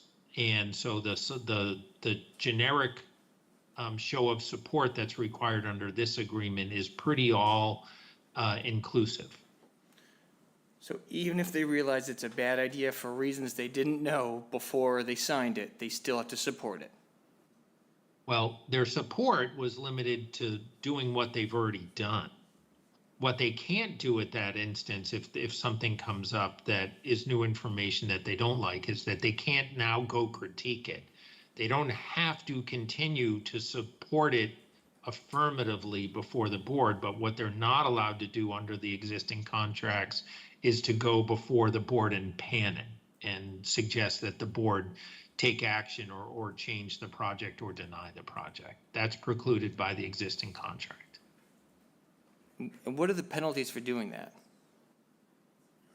I'm not, as a lawyer, I'm not going to get into potential liability or a discussion of that. That's something that I would share with the select board in All right. executive session, done. but it could be Thanks. significant. Okay, thank you. No other public comments, I see. Okay, I'm going to turn to Stuart's item D, and you had introduced this, Stuart. This has to, again, just discussion on policy directive for Main Street and Meeting House Road affordable housing trust developments to provide guidance to the Zoning Board of Appeals. Mr. Tellem does not have any presentation on this, but he's here if we have any questions. Sure. So, thank you, Jay, for that explanation of the complicated process. I'm sorry, Stuart, you have to. Thank you, Jay, for that explanation on the 40B process and what has taken place and what this board has agreed to in the past. I would like to put forward a motion for consideration, but I'm not interested in breaching a contract. I've got those agreements. They're very lengthy. I've only gotten halfway through them. So what I'd like to do is make the motion. I think it complies or takes into consideration your concerns, and then you can tell me whether my motion might interfere with the ZBA more than you're comfortable with. Is that okay with you? Yes. Okay. So I had to write this down because it's, I know it is some ways, it's a delicate subject, and we've had some considerable change on the Affordable Housing Trust as a result, I think, of these projects. So once again, I'm the newbie, so you tell me if I'm out of bounds, and then we'll debate that. I move the Select Board vote to encourage the Zoning Board of Appeals to consider the concerns and impacts that the Affordable Housing Trust housing projects proposed for Main Street, West Chatham, and Meeting House Road in South Chatham, and any future projects on the neighborhoods and the community at large. The Select Board is responsible for appointing most all. Let me, Stuart, is that the motion, and then, or is? Yeah, yes, it is. But go ahead, continue with your, I assume this is argument in favor of the motion. Yeah, and yes.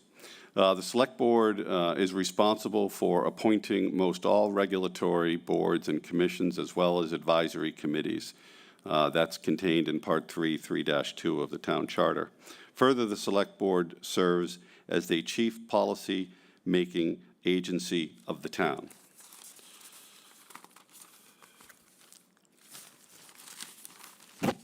Bear with me, my printer broke.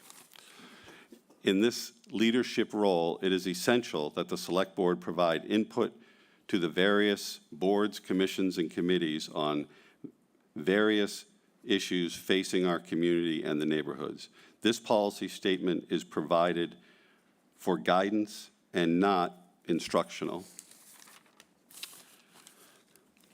It is vital in the development of our good public policy setting and the continuation of the town's housing initiatives that we as a community get these housing programs correct, or we risk losing community support for these future projects. So you tell me if I've slipped off the road. Okay, before we entertain a second, what happened to Jay?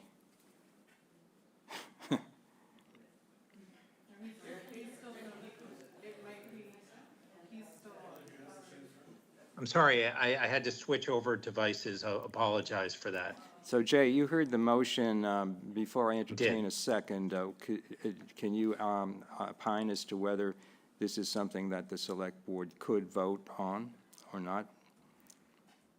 Well, the select board can vote on whatever they want to in terms of impact to its contractual obligations, given the pendency of a hearing and given the fact that the concerns raised are known concerns, and I'm not putting them in a category of valuable or invaluable concerns, I would be concerned that Penrose could view a statement to the Zoning Board of Appeals to consider concerns as being close to the edge, if not going over the edge, in terms of the obligations for support, in that we have a pending project and a pending obligation.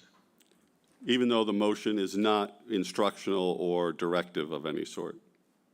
Yeah, and Stuart, in fairness, I think the motion was well crafted and was smartly done, and I appreciate it. My role as counsel in issues like this is to err on the side of a conservative opinion. And again, we could get into an executive session litigation and how it works and what the risks and liabilities are. But when there's a concern over potential liability, I'm duty bound to take kind of a conservative stance when I'm giving an opinion. And, we could lay this out, but my concern is that it would seem too clever by half if we are echoing in a way, or seen to be echoing in a way, concerns that veer from the project that has been presented by Penrose. Okay, thank you. I'm going to take the prerogative of not entertaining the motion. I know it hasn't been seconded. The motion may reflect sentiment that some of us share, but I am concerned about putting the town in legal jeopardy. So I'm effectively not recognizing it.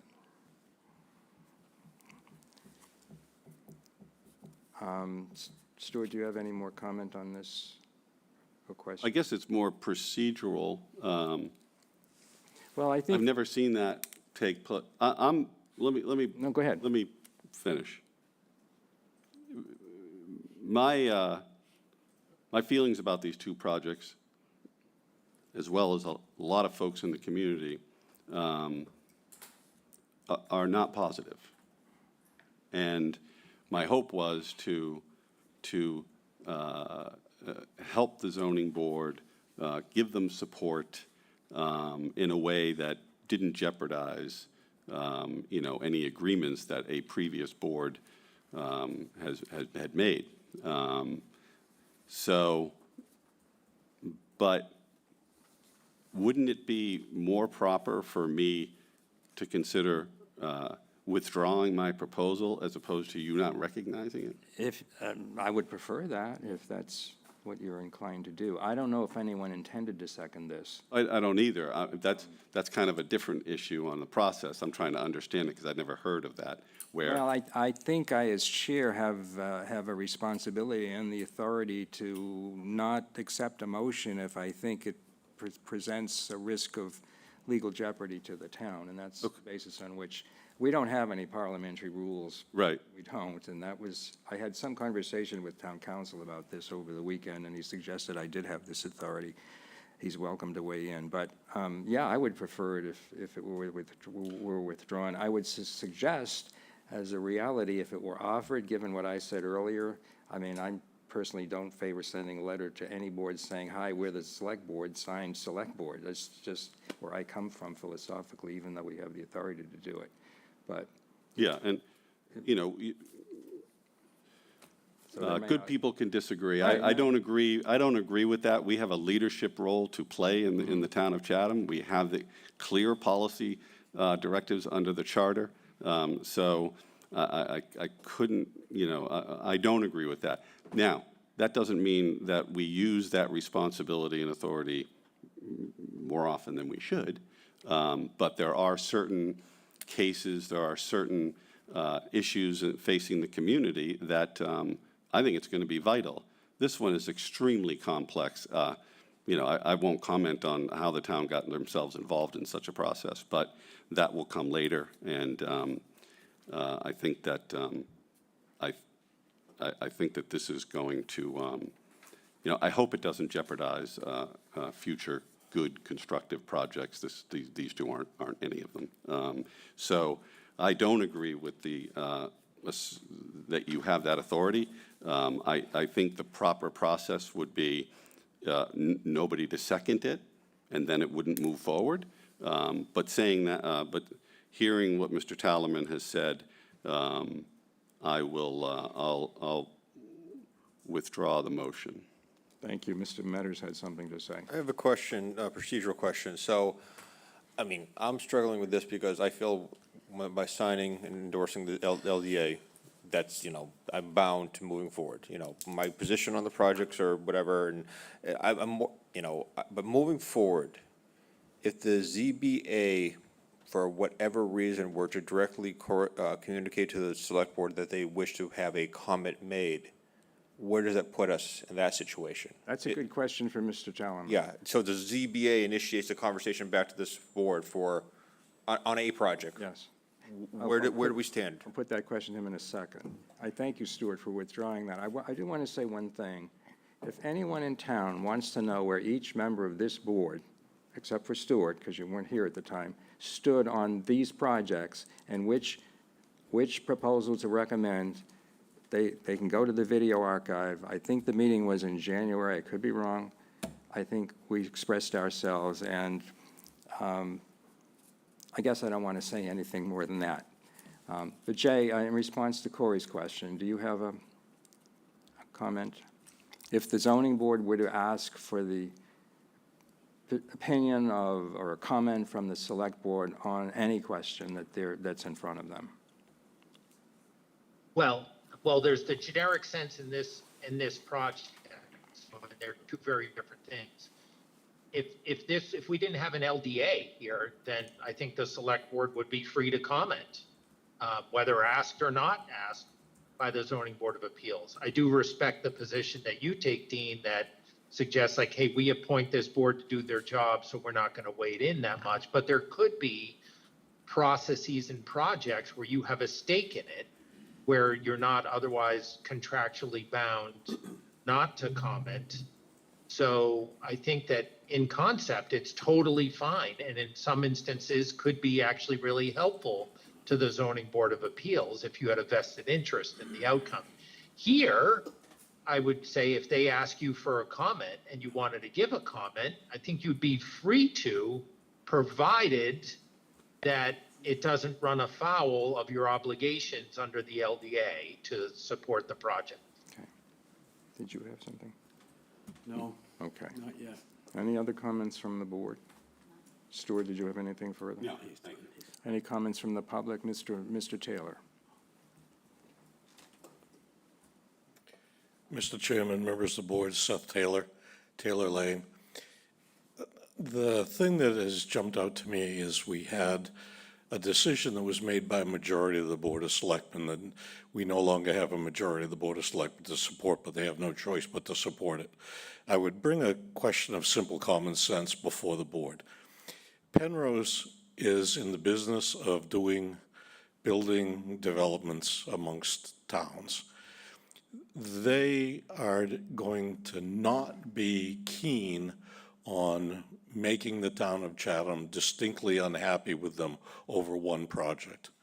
I think if we trust the ZBA to bring reasonable conditions that closely mirror what our local zoning laws allow without putting a hyper-onerous pinch on Penrose, that Penrose, in their own interests, will try to accommodate those requests, because otherwise they shoot the goose that lays the golden eggs, and the likelihood of them getting another development project in Chatham become a lot less. I think it's that simple.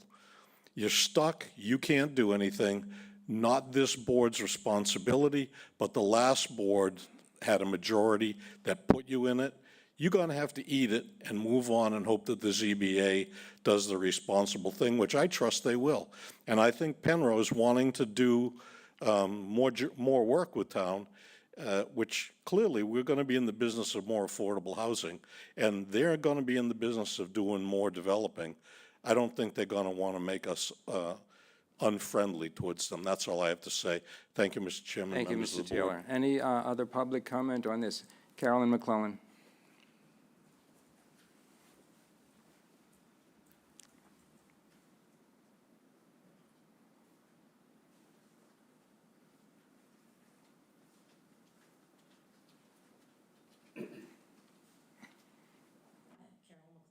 Chatham.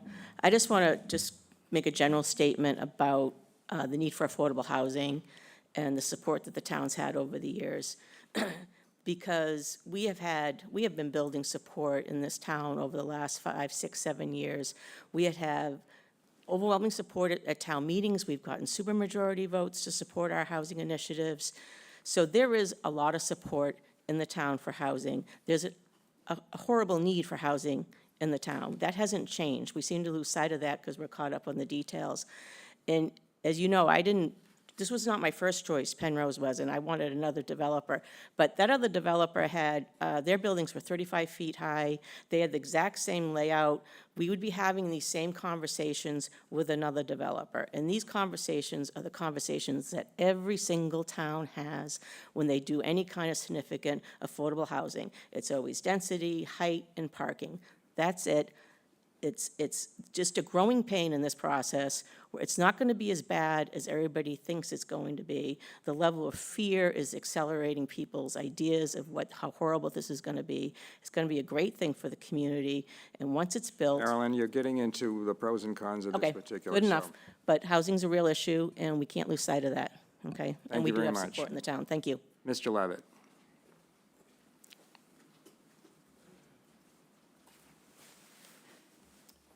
Thank you, Mr. Chairman. Rick Levitt. Carolyn, you know I have great respect for you. I'm a staunch supporter of affordable housing and always have been.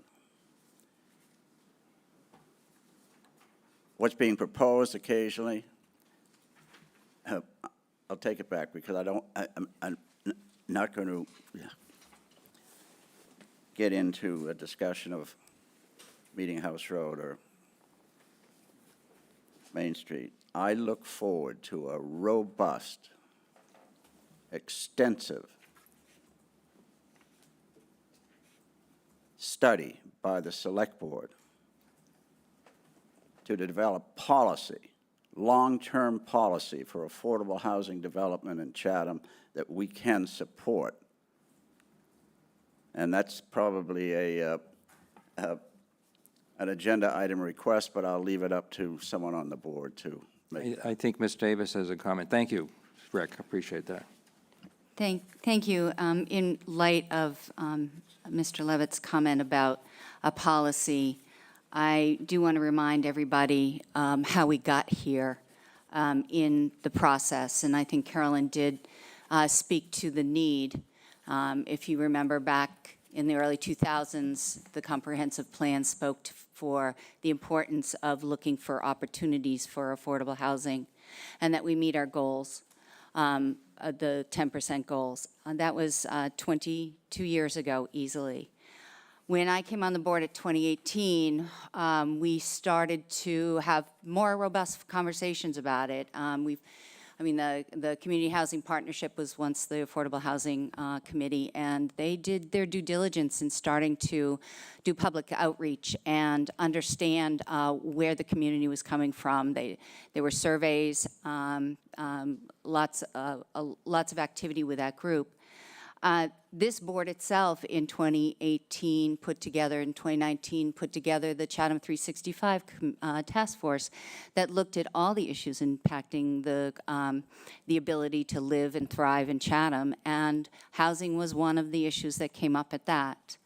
I think I can step back to 2012, the first housing production plan. I think it went through to 2014 and was adopted. And then again, we took another look at a housing needs assessment just most recently to survey and to decide, where's the town's direction and how to inform the community and how to inform the select board. That led to another housing production plan. And in the process of getting forward to these particular projects, we did, there was community engagement that happened for a good year and a half, surveys, meetings in this room, public meetings in this room, open houses. At every step of the way, the public has had the opportunity, and we've heard from the public, and we're hearing a lot of uncertainty and negativity about these particular two projects. I don't want to get into that. I'm still talking about process and timeline. But the bottom line is the public has had opportunity to input in many different occasions leading up to our RFP process with the Select Board and the Affordable Housing Trust and the LDA and the awarding. And so we have listened to the community, and to suggest that we haven't is a conversation for another day, I think. But I'm just laying out the groundwork of what I've heard, what we've done, the work we've done. We've laid out framework along the way for the last several years, and here we are. We're going to have our first two affordable housing projects, and we should be proud of that. We are way behind other communities, and we need to move forward.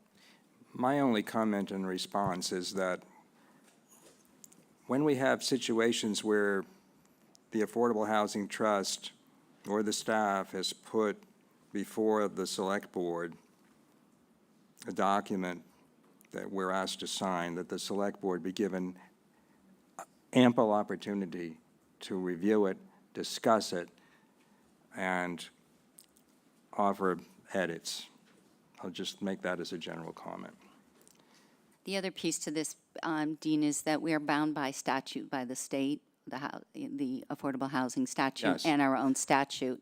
So we are doing, as a select board and I'm speaking as a member of the Affordable Yes. Housing Trust, we're doing our due diligence and our obligation to the community in that Yes, respect. I appreciate that, and I know this is the first time out for the town on this, so we're learning through this process.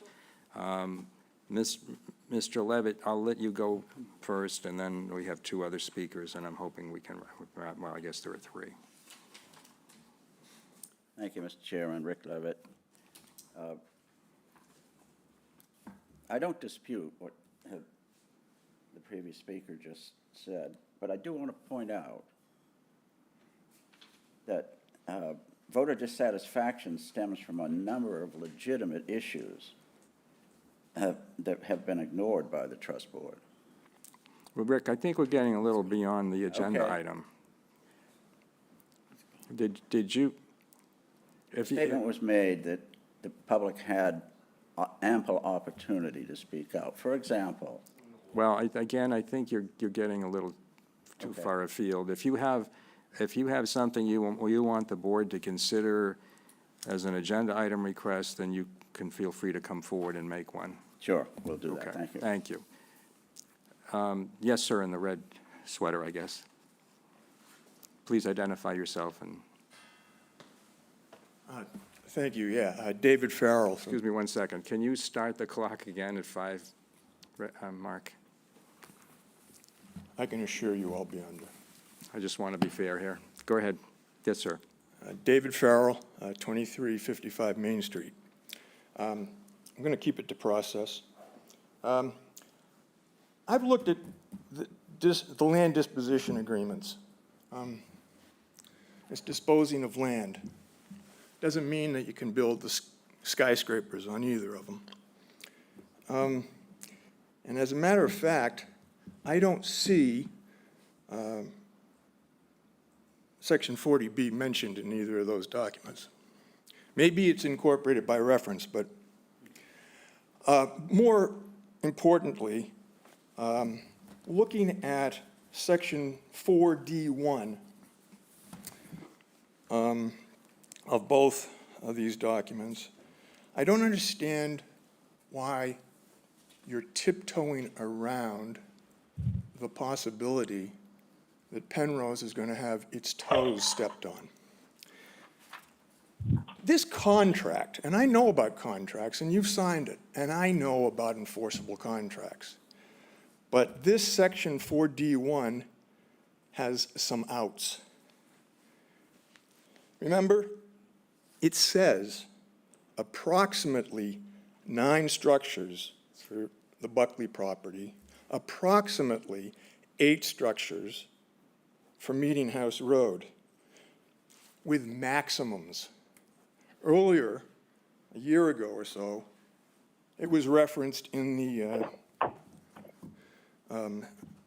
Affordable Housing Trust Committee that then presented a math problem. There wasn't a need to go to the maximum. And in these clauses, it says, subject to final approval by the Zoning Board of Appeals. I'm not sure where the appeal of this contract goes to some housing trust. I don't know enough about it yet.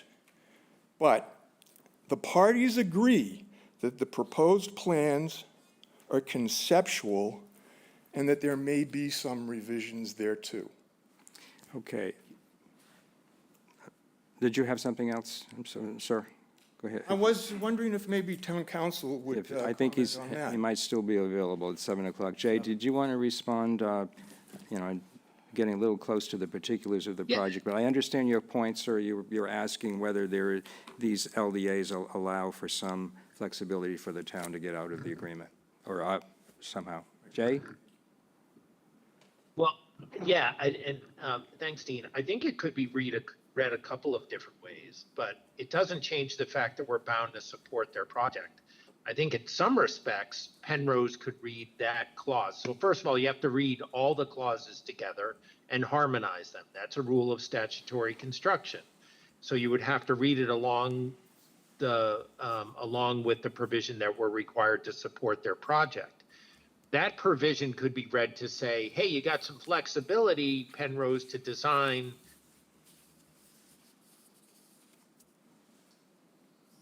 Dropped as long off. as they're working within those parameters.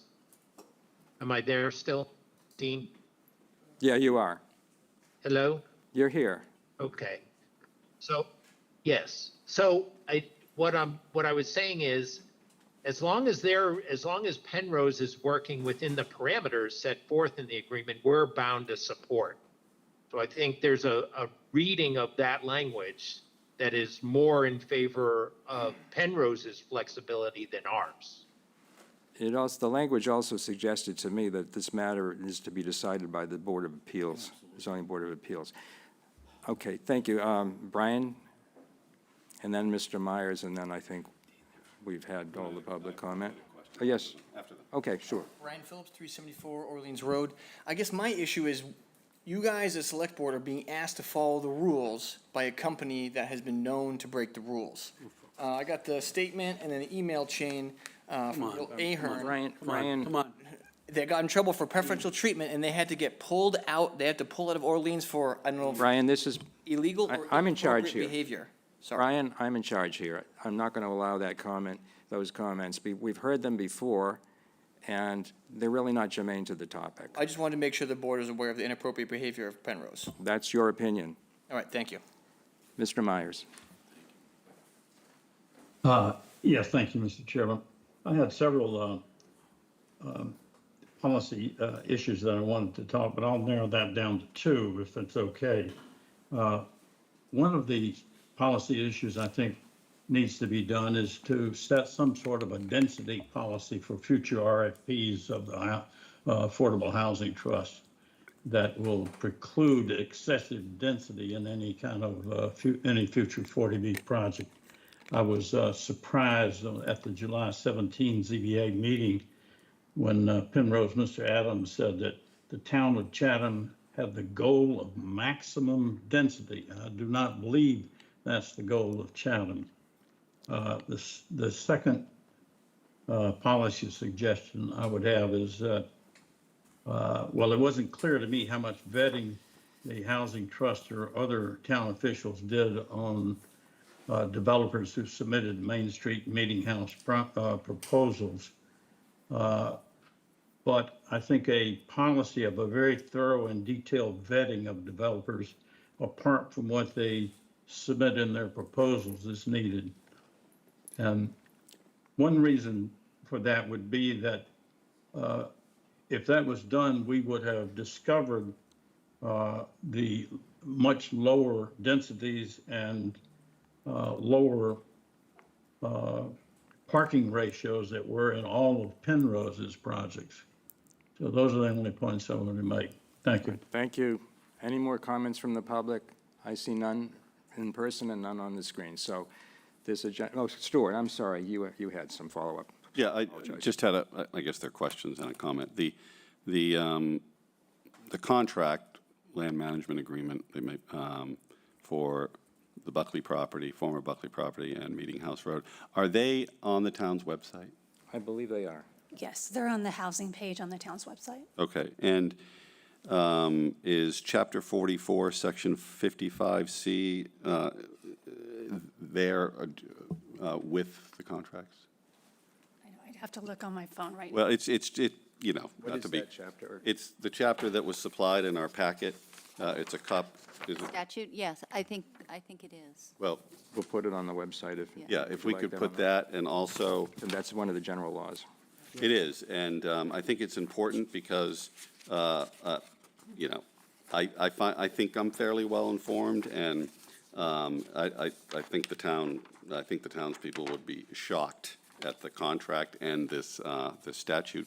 The other thing I'd like posted on the town's website is, which was in our packet, is Chapter 10 of the bylaws. I know it may change with the Attorney General's decision here, but I think. Oh, that's the Yeah, the- Constitution of the Affordable Housing Trust. Yeah, the 10-5 Affordable Housing Yeah. Trust Fund. Yesterday was the first time I've seen this.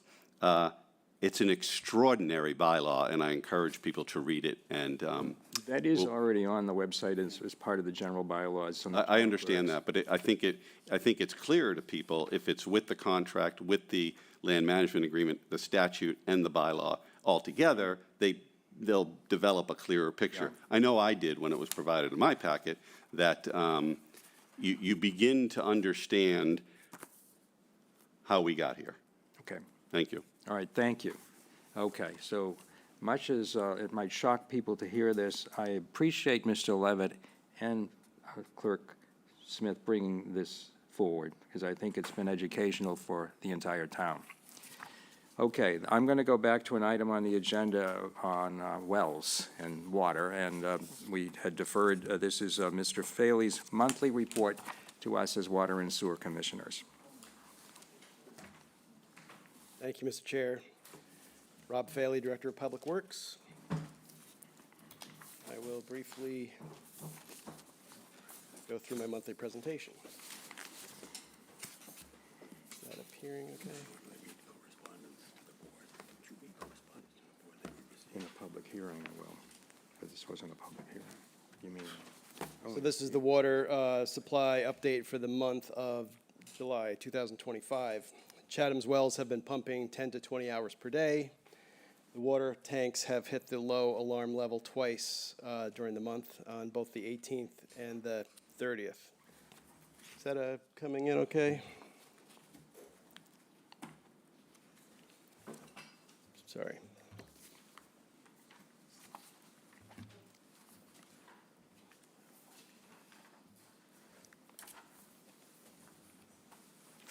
Training field wells 5 and 8, the permanent treatment facility. Building construction continues to be the focus. The fascia and soffits are being installed. Roof work is ongoing. Translucent panels are in. Sprinkler system's about 60% complete. And you can see some of the door overhang work in the pictures, and some of the piping that's located down in where the GAC filters are located. Sorry about the format here. Mill Pond wells 10 and 11.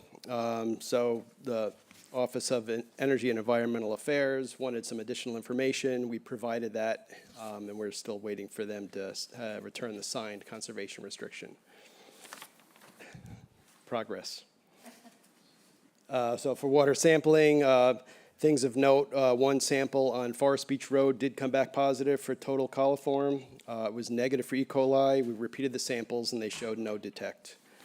The good news for PFAS for well 4, it was a 2.08 it showed parts per trillion in January. That's showing no detect currently. And on the good front too, with system maintenance, our contract with Veolia, it's now, we're into it for the first full year. And we are piggybacking on some of their procurement contracts, and they've saved us over $50,000 to date. So that's just for chemicals and treatment of those things of that nature. So that's been a good relationship so far. This is the July 2025 compared to July 24 pumping comparison. Pumping generally the same as last year. It's a little concerning because we weren't facing a water conservation measures last year, but it's been so dry, residents are likely taking matters into their own hands, so to speak, to have a green lawn. So we haven't seen direct evidence of people watering more than twice a week, but I would anticipate that is probably happening on some level. Rob? Yes. Excuse me. Yes. This seems to be the ongoing issue is, driving down the road and obviously, the town's watering, residents are watering the streets and stuff. How are we getting messages? I know we have like our website, we've got social media, and we've got all kinds of things. How much more can we do to get people to comply? It's a great question. I just, it's beside, I don't want to go knock on my neighbor and say, oh, by the way, don't be washing your fence off because we have I'm not doing that to my neighbor as a select board member. If I was a person that wasn't a select board member, I might go next door and say something, but I don't feel that that's really what I should be doing. I should be trying to figure out what kind of education we can put together to get people to comply more, because this is serious stuff. Yeah, I mean, we put reminders on social media. We have the sandwich boards out in town. It's people don't want to be kind of pestered by frequent messages, so we try to time it appropriately. I wish I had a better answer. I think with some of our AI solutions that we are looking towards, we'll be able to cross-check between who has irrigation versus who is using town water, and they may not be. Versus 2024. Look at the 4th of July. We used 1,310,300 gallons fewer than we used last year on the 4th of July. On the 7th of July, I don't remember what the weather was like, we used 1.2 million gallons fewer than last year. So there's some conservation taking place. There in is, town. but is it significant enough, I guess, is the question. Well, I'll show If I that in a might- later slide. So Okay. July may be very similar to July of last year, but overall for this year, we're about 10 million gallons less than last year. So that's substantial. Okay, If all I right, might, fair enough. If I might, on the 4th of July, folks are at the parade for 3 or 4 hours. You'll see the use go way up on 5th and 6th, and then down again on the 7th when people leave.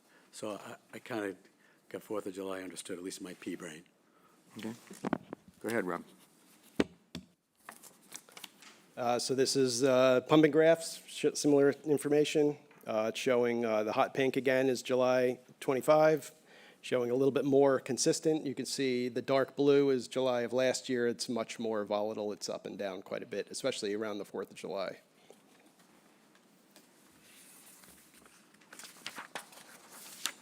So there's the same information in a bar chart. It's basically just showing the same fluctuations, a little bit more consistent with the pink, which is July of this past year, of last month, sorry. So this just shows the monthly pumping, the level of effort for each well on a daily basis. The minimum pumping day we had was 1.8 million gallons. The maximum was 3.2, and as you noted, July 4th last year was over 4 million gallons. That was a very heavy day. So we maxed out at 3.2 million gallons. Our average was 2.6 million gallons. And again, that's without the benefit of wells 5, 8, and 10 contributing. Again, pumping graph showing the level of effort and a more comparison roll on a bar chart.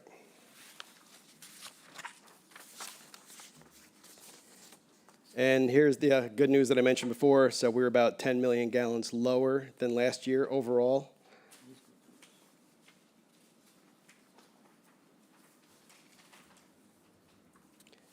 Here's year-to-date pumping graph. Nothing noteworthy there to bring up. And here's our unmetered water usage.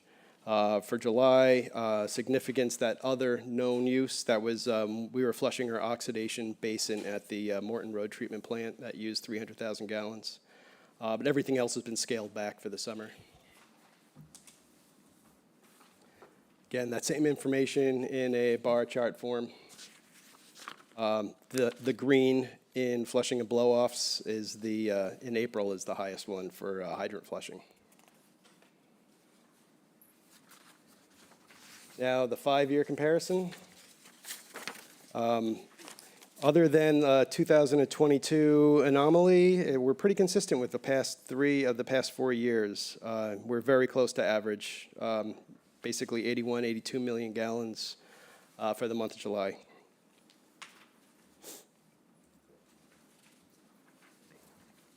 And now we get into our USGS observation well report. So the seasonal decline continues. We are online, pretty close with 2022, slightly better than 2021, but you can see we're worse off for the past 2 years. This is Chatham, which tends to be a little bit more, fluctuates a little bit more with rainfall. And then Brewster, which is more of the bellwether of water levels on Cape Cod, or especially the lower Cape. We are substantially worse than the past, than 3 of the past 4 years. We're pretty close in 2022, slightly worse, but you can see the last 2 years we're substantially lower than we should be. And here's the latest information. We have been elevated once again from, or downgraded, however you want to look at it. We were a level 1 drought last year. Office of Energy and Environmental Affairs upgraded us to a level 2, significant drought. I still feel that we should stay the course with 2 days a week, allowing watering 2 days a week. Hopefully with the fall season coming, with hurricane season and some more, hopefully more regular wet weather, will slowly climb out of this drought, but it's been an ongoing issue for a number of years now. We only want those hurricanes that are out in the ocean, but give us a little rain. Any questions or comments? No, I'm just going to make a comment that the Commerce Park Lake has been dry. Yeah. For several, it's been dry. So, and that's a big tell on how much water we've gotten. Yeah. Until the next rainfall. Until the next rainfall, yes. So I keep harping on the same issue, but Mill Pond Wells 10 and 11 pumping and treatment update. When we get permission for 10, are we ready to turn the spigot on and we're ready to go? We'll have to do some flushing and test it because it hasn't been run. So, we've run it for testing initially, but before we enter it into the public water supply, we'll have to test it and flush it. And a question for Jill, I guess. We're waiting for the signed conservation restriction back from Energy and Environmental Affairs. Have we reached out to them? Have our representatives reached out to them? Have we twisted arms? Have we made calls? This is taking way too long, and we're in a drought, and we need the water. So can someone please call the state and loosen this restriction up, and let's get this going? We've got to do this, guys. Yes, so we're at a forward trajectory, and I expect that we'll get approval any day now. So they had required some more information from us, which we provided. So I think we're in a good place. Jill, okay. I made personal calls. I've heard the same response, I stocked, honestly, for months. I think right now where we're at is at the end line. had stalked the person directly. We had many conversations. Some of the information was needed from the town, which we provided. I understand your frustration. I'm right Good. there with you, but I am very hopeful. I think we are there. They understand we're in a drought. They understand that. They understand that they're holding up a drinking water well that we're in dire need of. They totally understand that. If you would have asked me like 3 months ago, I'm not sure I would have been so emphatic, but today I'm very hopeful. Have we called, I'll call Hadley. We gotta get this done. Anyway, I'll be quiet, but this is extremely frustrating, knowing that we have dire need for water. And Mr. Chair, if I may, they scrutinized every piece of the conservation easement. They've even looked at, they needed proof, certified proof that the select board can vote as water and sewer commissioners. So there's a lot of little pieces that wasn't part of the original conservation easement that we have to follow up with and make sure they get that information. Stuart. Noise. Is it too late to make an agenda request? No. So Select Board member can do that anytime.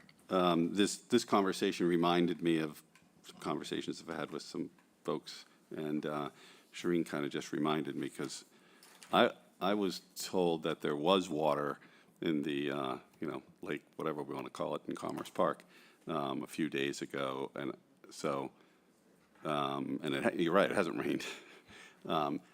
Can we get it on the agenda at some point to get an update on that situation in Commerce Park? I know it's a private road, and you guys have spoken about it before, but I had some thoughts about it. Okay, yeah, we'll, Not in a month. no, that's fine. Fortunately, when it was previously discussed, I was home with COVID, and I was reacting horribly to watching what some of my colleagues were saying about Commerce Park. Well, We'll do that. Thank you. It's received. Yes. In the presentation to SRAC, they did mention the timing for doing Commerce Park. So it was a few years out, so I think you want to maybe want to revisit Yes. that timetable, is what we're asking. Yes. You mean the sewer project? Sewer project, Yeah, there was. that was the, Commerce that was- Park was when the whole sewer plan was presented to SRAC. It's just, it was quite a ways out. Okay. Even though we have sewer going down, ostensibly down 137, et cetera.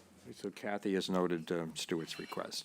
This water report typically comes at a portion of the meeting where we do entertain any public comment. If there's any public comment, yes, Gloria. I'm sorry, I said Gloria, it's not Gloria. It is Gloria. I'm sorry. Too many Glorias in town. Gloria Hicks, Meeting House Road, one of the Glorias. Yeah, sorry. I keep hearing, and we have the same conversation every year about how dire our water situation is. If it's that dire, then why aren't we including wells in this discussion? It is time for us to address the well situation. Water is water. I realize some of it is treated, some of it isn't, but we don't have that luxury anymore. I lost 3 well-established arborvitaes 2 years ago. And then I'm driving by, I drove on Pondview today, and I see, 1 o'clock in the afternoon, somebody with a gorgeous lawn with a sprinkler going up in the air. It's time to address this well situation and including it in the water restriction, because most of us don't have the luxury of having a well, and it's water. And it's getting worse. Our summers now aren't 2 weeks of heat, they're now 2 months of heat. So I don't know if you want to put it on the agenda item to bring it up. We've talked about this before, but it's a real problem. Are you making an agenda item request? I'm making Several an of us agenda have item wells. request. Several of us have wells. Yes. All right, it's an agenda item request. Thank you. I'll entertain it. I'll make a decision on it. Yes.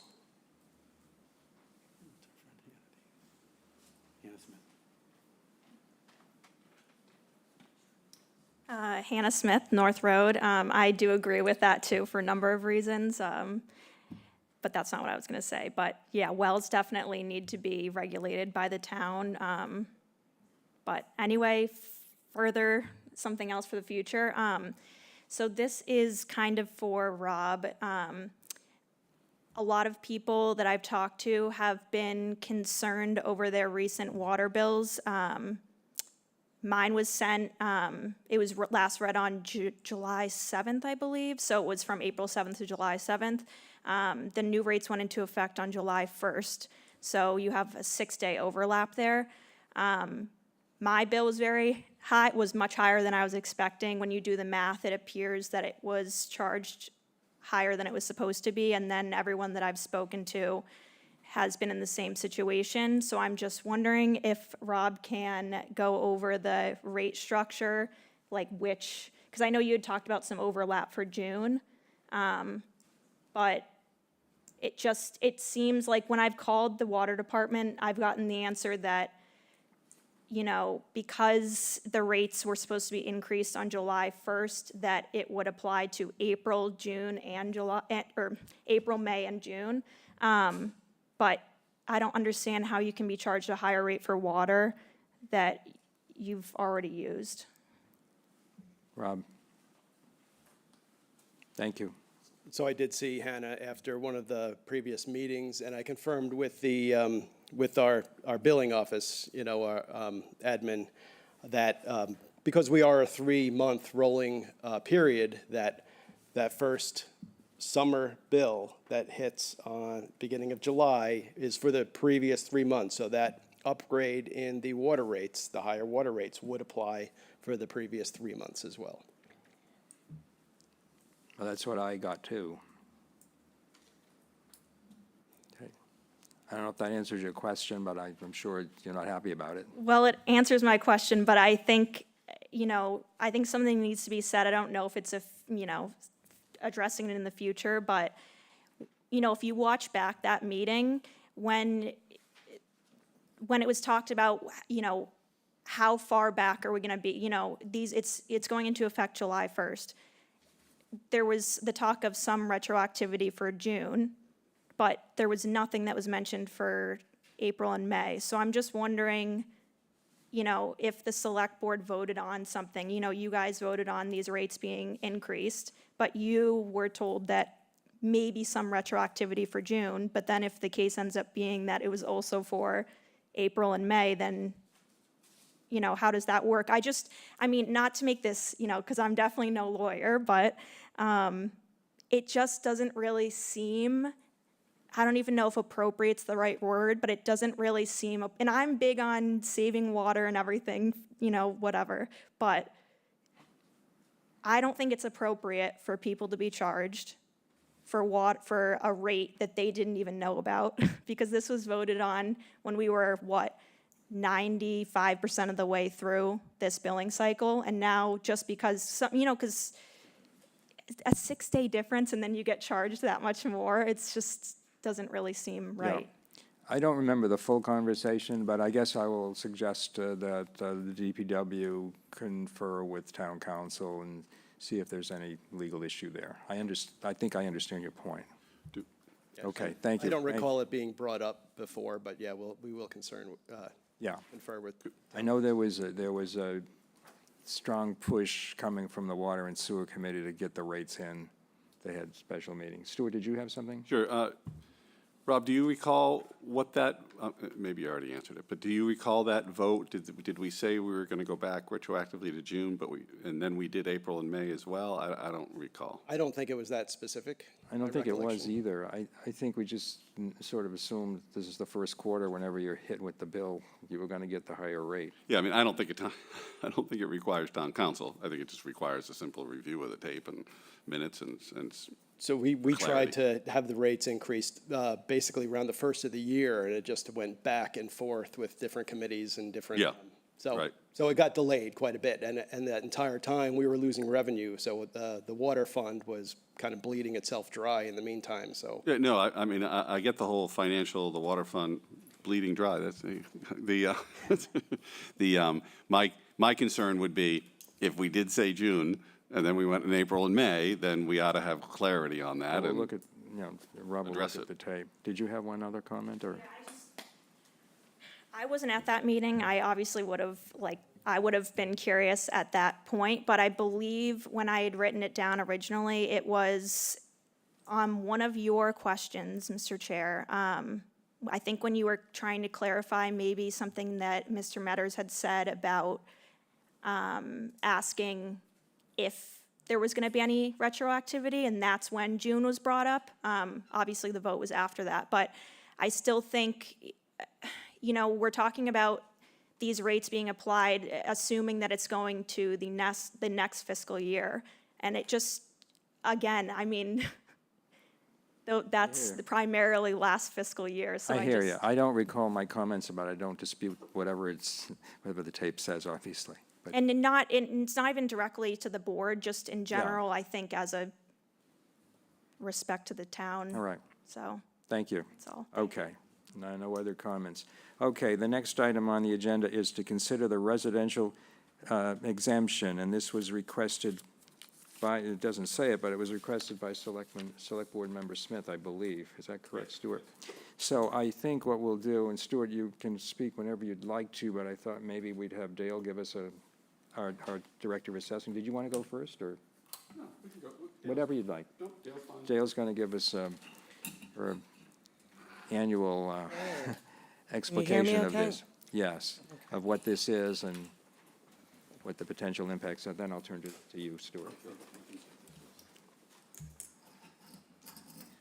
Okay, this evening, my goal is to present to you information so you can make an informed decision on the residential exemption.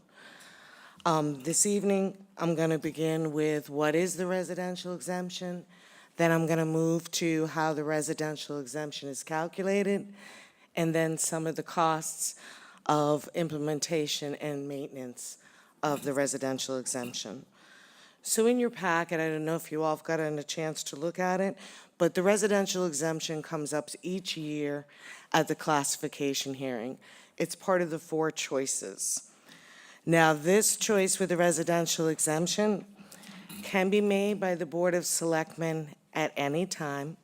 It does not have to be during the classification hearing. It can be held a week earlier, a week later, or after January. It is not restricted of a time. It's just restricted that you note a fiscal year that you want the implementation to be, or that you don't want it at all. Now, under this, with respect to each parcel of real properties, Class 1, the residential exemption is a shift within just the residential class. It will not affect the commercial, industrial, or personal property.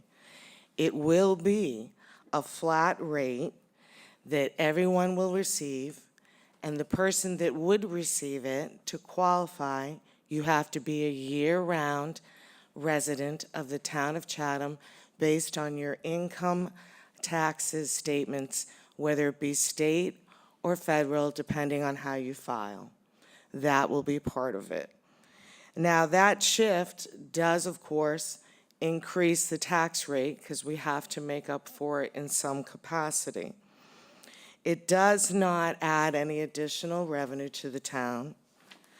There are 341 communities in the town of the state of Massachusetts. 351. And there are, 351, thank you. There are 21 communities who have this. And listed in your packet, you will see them. There's Barnstable, West Tisbury, Nantucket, Provincetown, Mashpee, Tisbury, Oak Bluffs, Truro, Wellfleet, Boston, Brookline, Malden, and Eastham is in the process. Dale, Orleans is in the process too, I heard. Orleans is as well? Yeah. I wasn't aware of that, Yeah. thank you. Have they voted it, or? No, they're just taking it up like we are right now. Okay, so Eastham has voted it, they just haven't decided on their percentage, just to let you know. Okay. There are several other towns on the second page that Concord. Yep, I'm going to flip over, yep. Sorry, go ahead. Yep, there's Concord, Cambridge, Chelsea, Everett, Somerset, Somerville, Waltham, and Watertown. Now, the Department of Revenue gave a presentation down in Eastham down in 2019. And they wanted, there's certain subjects within the residential that came up that they wanted you to be aware of. So they wanted you to be aware of that it can be a multi-use property, but the exemption would just apply to the residential section of it. They wanted you to realize that you had to have your principal residence a year prior to the application as of January 1st. The taxpayer is the owner, not just the occupant, and the principal residence has to be supported in your state or federal income tax on how you file. The exemption does not lower the property tax burden for all property owners in the residential class due to the factor that you have to be year-round. Then they necessarily help out the elderly residential property owners because they might be under a trust or an LLC. Just to let you know that there are some obstacles that they might have to overcome. And it may have more of a tendency to hold properties in trust and LLC at that age. Now, the numbers below that I'm going to quote to you are just examples. They're based on 2025 statistics, because right now we're in the process of doing the tax rate for 2026. So for the basic, and these sheets, spreadsheets that I put at the back of this packet, will give you a little bit more detail on the breakdown. But basically, for the 10% residential exemption, the tax rate would go up to $363. For 25%, it go up to $390. For 35%, it go up to $410. Now, if we took an example of $1,575,000, which would be the average residential value, and we took off the percentage at 25%, you'd have a discount of value off your property of $393,769. This would be the same on everybody's. I just want to reiterate that. It's the same dollar amount for everyone. Now, this will, as stated earlier, have to be voted on each year. You'll have to verify the percentage again each year as the select board, and obviously the average residential value, which it's based off of that percentage, would change yearly. But for this example, the total taxes were $546,000. For the residential person who is year-round, it would now decrease by $859 to $4,607. For the non-resident, it would increase by $677, and that would be $6,143. Now, there is what's called a break-even point, and that break-even point is a neutral point. From that point on, it does not matter your status in town of year-round or secondary homeowner, everyone would pay. That current value from last year was $3,750,000. Now, out of that $3,750,000, we have 573 properties that are above that in value, with 128 of those properties having a Chatham mailing address. Now, we've told you what the residential exemption is and who it applies to, and how it's basically calculated each year. Now, some of the things to consider are the implementation costs and the maintenance. So the implementation costs would be that we currently have 88 current exemptions that we're processing with the staff that we have. The first year, it would probably be around 3,000 applications that we're processing each year. That year. And that means we're going to need some legal counsel along the way, because we have over 2,400 LLCs and trusts, and it's not always clearly stating on who has trusts, beneficiary interest, or a trustee clearly in each trust. So, or to identify certain powers of that. So we're going to need some legal help. We're going to need some staffing help for the first year for the implementation. We also have to let our financial software know in several months ahead that we're going to be doing this. So timing is key.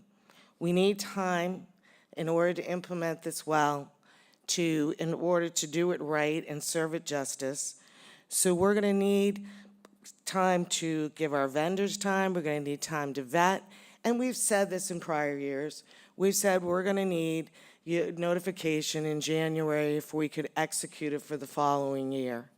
But we're going to need some help in order to execute it.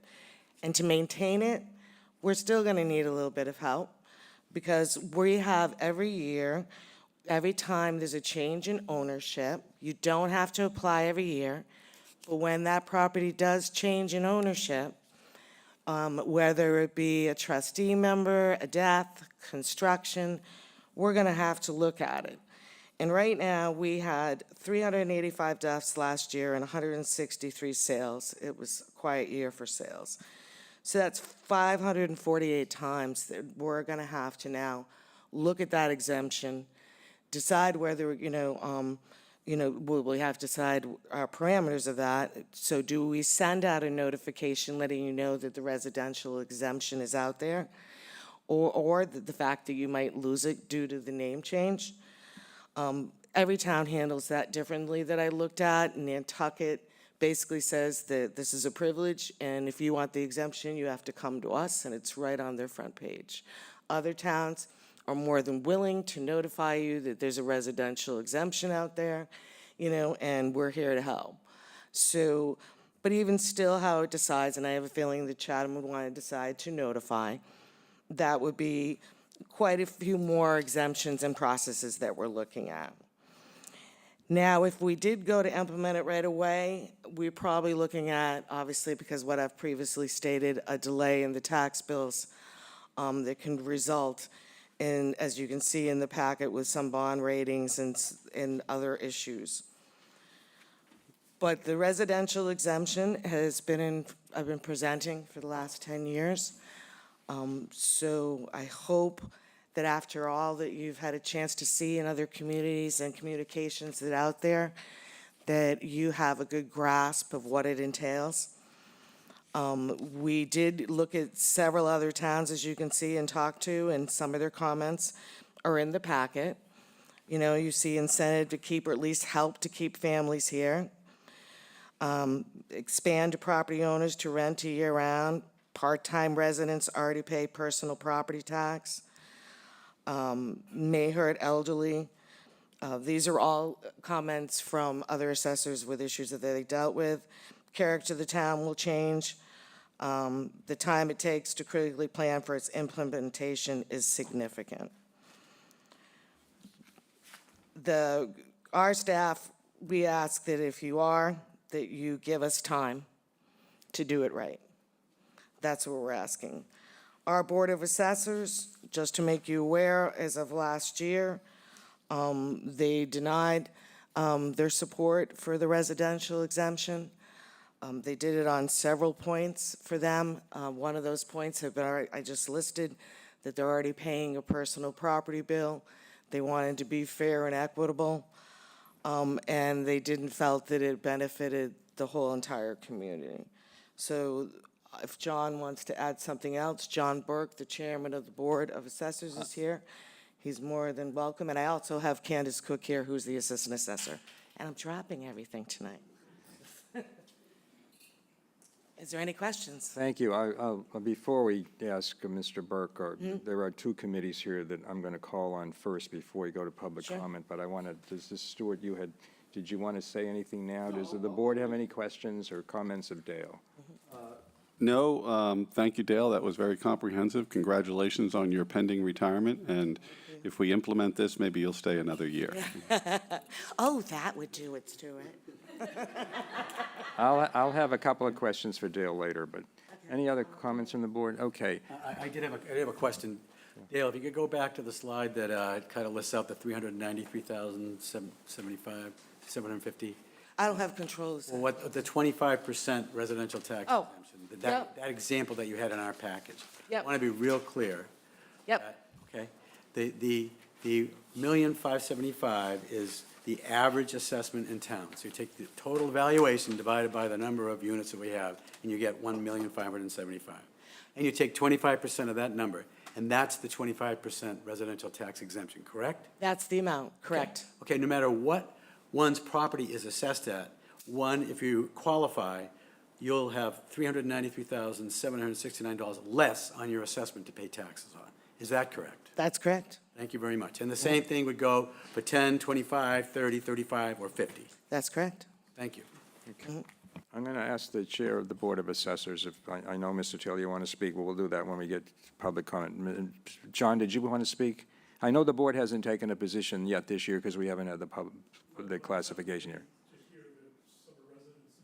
Yeah, I know. I was going to call on them next. Okay. Mr. Spalter, the Summer Residence Committee requested opportunity to speak. If you'd like to speak now, that would be fine.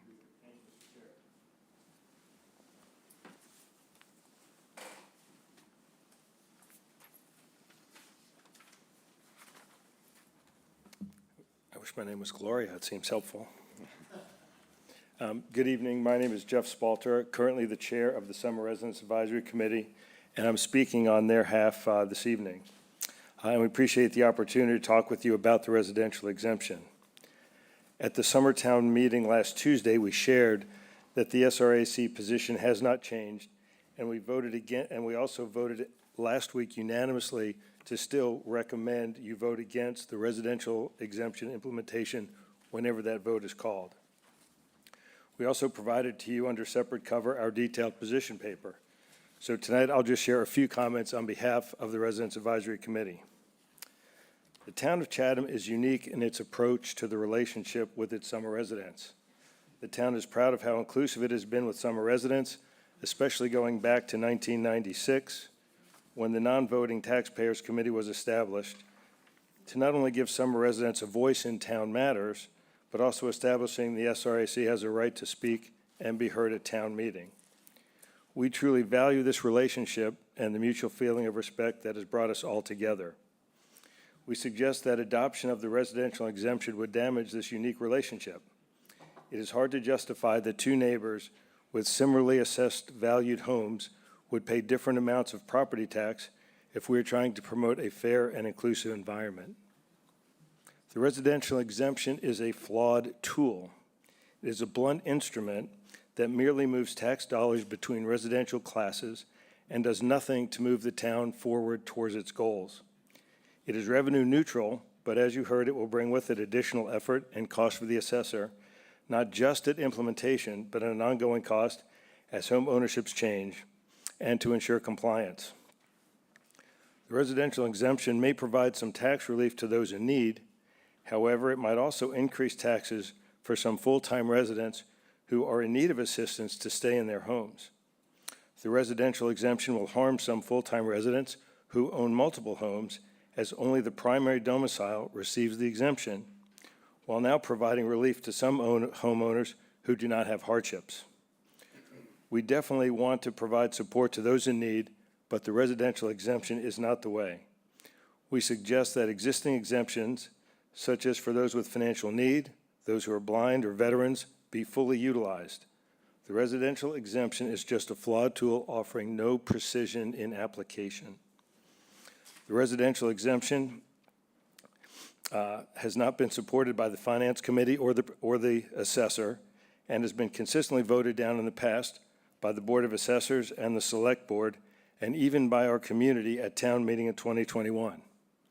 In prior years, the tax assessor perspective was that the residential exemption would not be sufficient in impact to help new homeowners, to help new home buyers in Chatham, nor keep them in their home, nor keep residents in their home. A change in voting outcome would be disappointing and hard to understand, as the residential exemption and its limited impact have not changed. Chatham is a wonderful place for all to live, whether part-time or full-time. Full-time and summer residents work together to continue to make Chatham a great place to live, whether it's as part of town government, supporting the arts and those in need, or keeping our local businesses and economy strong. Let's not do something that will change our special relationship. Thank you very much. Thank you, Jeff. John, did you want to go now? I know I was going to go to committees first. Did you want to speak for the Board of Assessors? I think he's covered it all. Okay, all right, thank you. So I'll go to, unless there are any questions of Mr. Spalter? Okay, we'll go to public comment now. Mr. Taylor, you were first. Mr. Chairman, members of the board, thanks very much. You know I've been a big proponent of this for a long, long time. And I'm not going to Ross Perot you with numbers, but I want to point out a couple things. Because we're looking for a blanket of affordability in this community that has a lot of different components. This is one component. And while we talk about fairness and the potential lack of fairness, I would like to point out that the tax bill that just went through the federal government includes an increase of the salt tax to $40,000. There is not a single multiple property owner, second property owner, or non-resident property owner that does not itemize their taxes. That means they just got a $40,000 bump to reduce their overall tax liability. That's important when you think about how we're going to look at the totality of what comes out of people's pockets and how we're trying to get the firemen, the policemen, and the middle-income people here. I have a website for you that the Department of Revenue put out. I will give it to you if you want it. It has a calculator built in that populates with the town of Chatham. It gives you everything in current dollars. And just quickly, at 20%, if we went to a 20% resident exemption, the mill rate would go from $3.47 to $3.99, 50 cents. And the benefit for the lowest income or the lowest valued property would be $1,000 a year. Now, I heard people that are second homeowners say, well, $1,000 is nothing. Well, if $1,000 is nothing, then why would it be a problem for them to pay an extra $400? Because the vast amount of wealth in this town on residential properties is held by a disproportionate number of people who aren't the residents in this town. That money that has to get made up will be spread equitably amongst all those high-value properties, resulting in a lower net output for them than the net input to the lower valued properties. If we went to 35%, which is the maximum allowable under the statute right now, the mill rate for Chatham would jump from $3.47 to $4.48.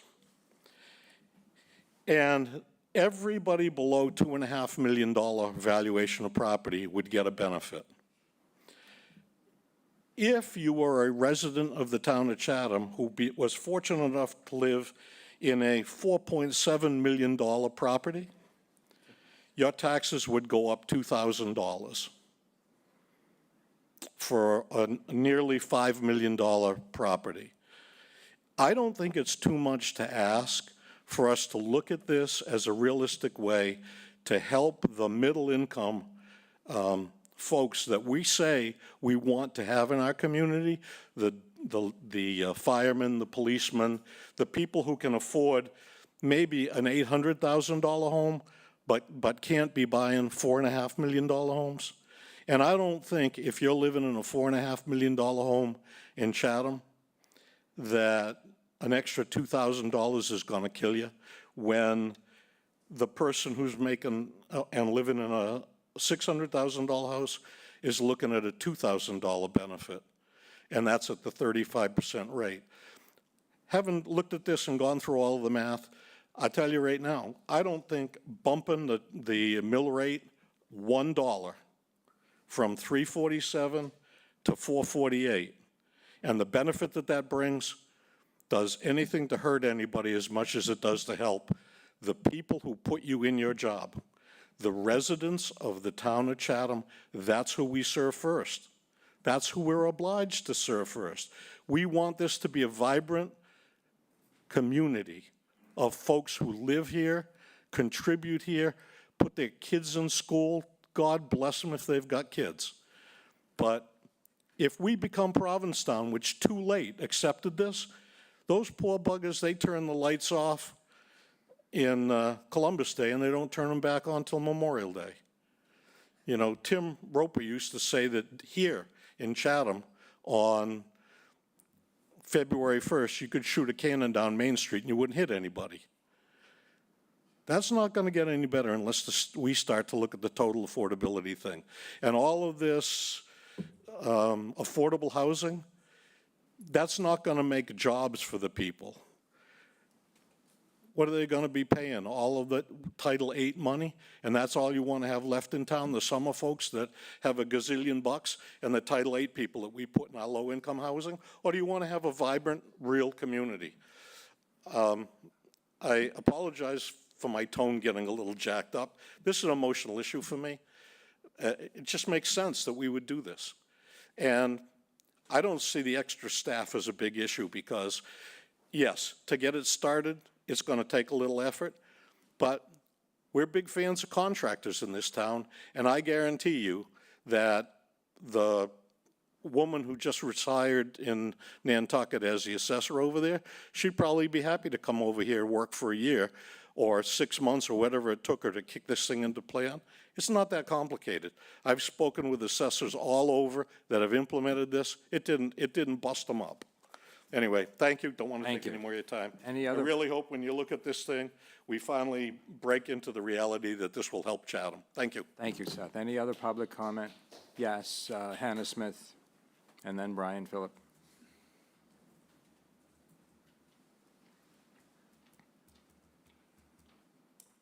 Hannah Smith, North Road. I wasn't really planning on speaking on this. I've gone back and forth on it.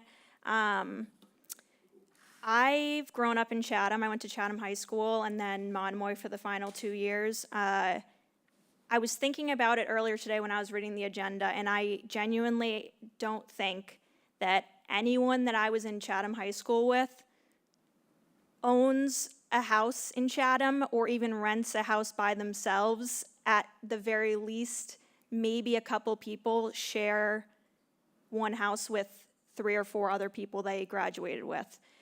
I say this because when you go through Chatham in the winter and there's so many empty homes, you know, that's obviously a whole nother conversation. I have family members that have second homes here. I have friends that have second homes here. So, you know, I'm not knocking down anyone that has second, third, fourth homes here. I've worked on Main Street and some of my favorite people were summer residents. But at the end of the day, to sit here and say that, you know, why would we even do this? It's, you know, it's only, you know, $1,000, say whatever it is. For people that don't have a lot of money and are just making ends meet, any amount of money makes a difference, whether it's $50, $100, $400, $1,000. You know, I get that it's annoying because, you know, to pay differently than someone else, but I think if you put yourself in other people's shoes, you know, in your own year-round town, think about if you were in a situation where you were struggling to make ends meet, what that money would do. It's always going to be a conversation of pinning summer residents against year-round residents, and I'm not trying to make it that way, but it's just if you have a second, third, fourth home, including if you're a year-round resident and you have multiple rental properties in town, that is a privilege. You are privileged to be in that position. And I think if you love this town and you love the community and you love the businesses, I think you at least owe it to the people that are working in the businesses year-round in the town, making the town go round, just as you guys are that are summer residents, spending tons of money in town and buying property in town and keeping the town afloat as well. There's that in the first place, you can't have that without people that are working year-round and living in this town year-round. I just don't know if there's enough of a I don't think people are really putting themselves in someone else's shoes. I just wish there was some more conversation, specifically with the Summer Residence Advisory Committee. I understand that, the position didn't change from the previous time it was talked about, but I feel like it's just not, how much can you really care about the town? So I hate to be blunt, but I know people that I've come to be very close with in town that have second and third homes, and they would support this 1,000 times. And that's because they know that the year-round population also contributes a major part to keeping this town going. And a lot of those people are struggling to make ends meet. So that's all I have to say. Thank you. Thank you. Where's Brian Phillips? Brian Phillips.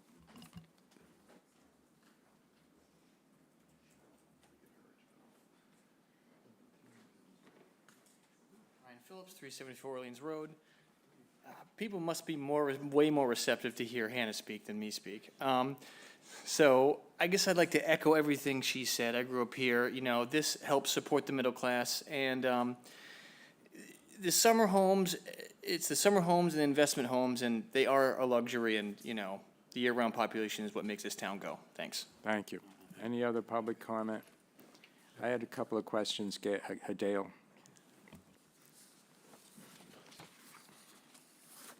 So the split in terms of percentage of properties in Chatham owned by summer residents versus year-round residents, is it 58% that summer residents, is that what? No, it's currently at 56% summer residents.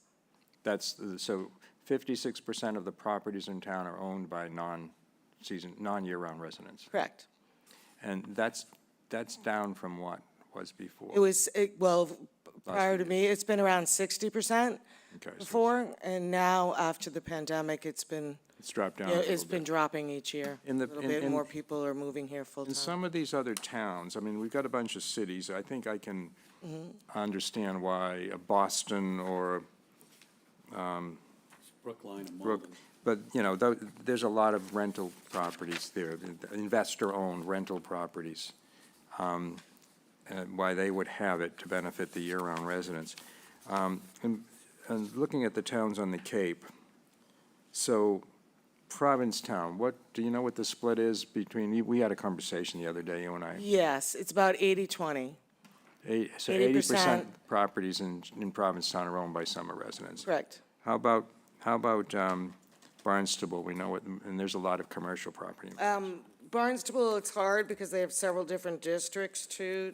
It's really not, and they have split rates. So let me just see what I have for them. Barnstable, they're 52% to 48. 52 owned by non-year-round. 52, yep, exactly. What about the other outer Cape towns? like Truro is at 75-25. They currently have the residential exemption. Wellfleet, they're at 63%, 37%. Nantucket is 80-20. Mashpee, let's see, they, I believe, are 57-43. Am I right on that, So Kathy? they're pretty close. And Eastham was 55-45. Okay. Those are the ones that I have in front of me. 55-45 in Eastham. Mhm. Under the Home Act, whatever it was called, that was passed by the legislature a year or so, we are a seasonable community, so they can go up to 50%, instead of 35% in the statute. Correct. The exemption could go up to 50%. Do we have any, I remember reading, I think it was Wellfleet, there was a lot of controversy between the summer residents and if I have the town right, and the year-rounders when that was being presented. And the argument was made, I believe, that if you put this in, it's going to keep people in town. Yes. Do we have any evidence in any of these communities that has Is there any evidentiary data out there that we know of? No, none of them can really state how many that it might have kept or, had people come to the town. It's too early, most of them said. Most people said that it might maintain it, but it's not keeping or making it a determining factor to move to that town, Okay. put it that way. One final question regarding properties in trust. Mhm. And a number of us have properties in trust, especially seniors. So if there is an annual application process, It's once. once, You apply once until there's a change of ownership or like it's under construction, or there's a trustee change. Some of those, unfortunately, we will not know about, as you know. well, that's my Yeah. point. So you could have, the Department of Revenue has said, and it's in the packet, that the trustee and the property owner has to be both the trustee and the beneficiary of the trust. Correct. Okay? And we know that there are every trust is written differently. Every lawyer drafts them differently. And sometimes the word beneficiary is not stated in the trust instrument. And in order to qualify, some of those trust instruments are going to have to be amended in order for it to present the data, the evidence to the assessors to qualify. How do you know, once you've accepted it, how does the assessing department know whether the beneficiary has changed? We wouldn't unless it was filed at the Barnstable Registry of Deeds. And they're typically not. They typically Right. don't show who the They beneficiary don't. is. That's the tricky part. That's why some towns have amended after adopting, saying that they're going to require you to file every year Every year. because of that. Okay, those are my questions. Are there any questions from the board, comments from the board? Yeah. So, Jeff? Thank you, Mr. Chairman. I've been on this board, this is my fifth term. I've voted for years, every single year at the tax classification hearing against the residential tax exemption. But this year in my campaign, I did say I'd take a warm ear to what's being suggested again. And I've got a pretty warm ear going. We have priced our residents out of existence in this town. And we may be 56 and 44 now, but we're headed to 75-25 or 80-20. And for those folks that have managed to gain a toehold of property ownership in this town, that are year-round, that have children in our schools, that are trying to raise their family, every single dime, as Hannah noted, every dollar is important to them. And I have a strong proclivity this year to support the residential tax exemption, even though it's going to cause administrative issues, angina, if you will, even though we may have to add staff and support.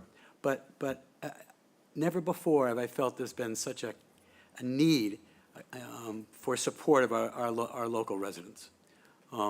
We have schools we need to support, and we need kids. That's why I'm such a proponent of affordable housing and these projects that we have under our purview. And divisive, well, the fact that we're pricing ourselves out of local existence is already divisive in this town. I know where SRAC is coming from. I've supported their position for 12 years, 11 years, whatever it's been. And this year, I think we're going to change my mind. I think there's a compelling argument that $1,300, $1,500 really does matter to our local residents. And I have one other major comment to make. Our tax rate in this town is the deal of the century. We have arguably the lowest tax rate, or one of the lowest tax rates in the Commonwealth, never mind on the Cape. Even if we were to shift the burden to non-residents, it's still a wonderful tax rate, folks. You got a bargain. So this year, I think I'm going to vote for the residential tax exemption. It's time. I'm fearful about the future in Chatham. Any gesture, financial gesture, that we can make to support our year-round folks, I think is very important. I understand the comment about blunt instrument. I get it. But it's an instrument. It's a tool in our toolbox that we can use to provide some relief to our local folks who are deserving. Thank you. Can I comment on that? Yes. So what I'd like to comment on is what I said before. voting it in this year would not be, For 2 years. it would not be executed well. So I'm- I'm going to recommend, I totally agree. to, Totally agree. if you feel strongly about it this year, I understand, but please give us a year and vote it in for the 2026. Absolutely. Shireen, who wanted to go? Someday I'll make a motion, but I can wait. I wasn't going to make a motion. it's not Okay. All right. Thank you. It's been a long evening with not a lot of levity. I am so supportive of what you said, Jeff, because we sit in our privilege thinking that everybody is okay, and we know that's not true. And I hear it from folks all the time that we're building out a community based on not just the 6,000 people that live here, but we also support second homeowners, infrastructure, which is a bigger tax burden for us. So, I mean, we have not voted for good things for this community as far as that's concerned, and we are still, as you said, Jeff, have a lower tax rate, but the cost of everything, and with all the social services that are gonna be lost to recent administrative stuff is impacting. And Chatham, it has to look at all the other communities that are doing this. The entire elbow to the tip of Cape Cod, we're all in the same boat. We are the outliers of the Cape. People love us. They love our communities. They love the beauty of them. They love everything. But we're the ones that struggle the most for what our year-round residents need. And if we can provide some sort of breaks or opportunities, then that's what we should be doing. That's our obligation as community members to each other. We're older. We're all older here sitting on the board. Corey might be a tad younger than the rest of us. But when you see Brian and you see Hannah get up and speak so passionately about the realism of what it is like to be a young person in this town, we have to do something. We do all kinds of services and opportunities, and we need to continue that.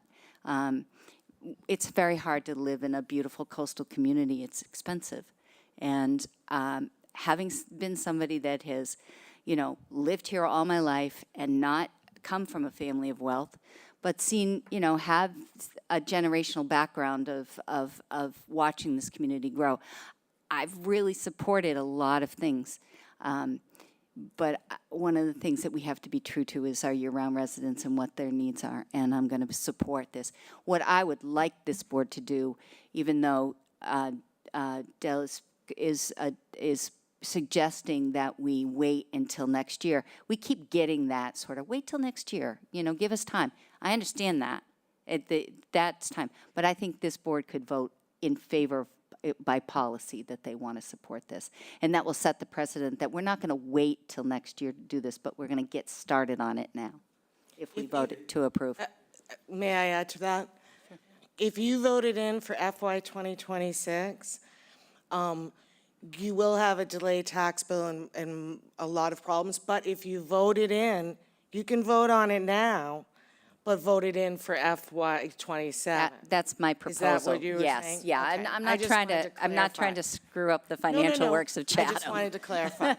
Yeah. Okay. Thanks. Yep. That's it. Corey Matters. Thank you, Mr. Chair. We've talked about this for years, year after year after year.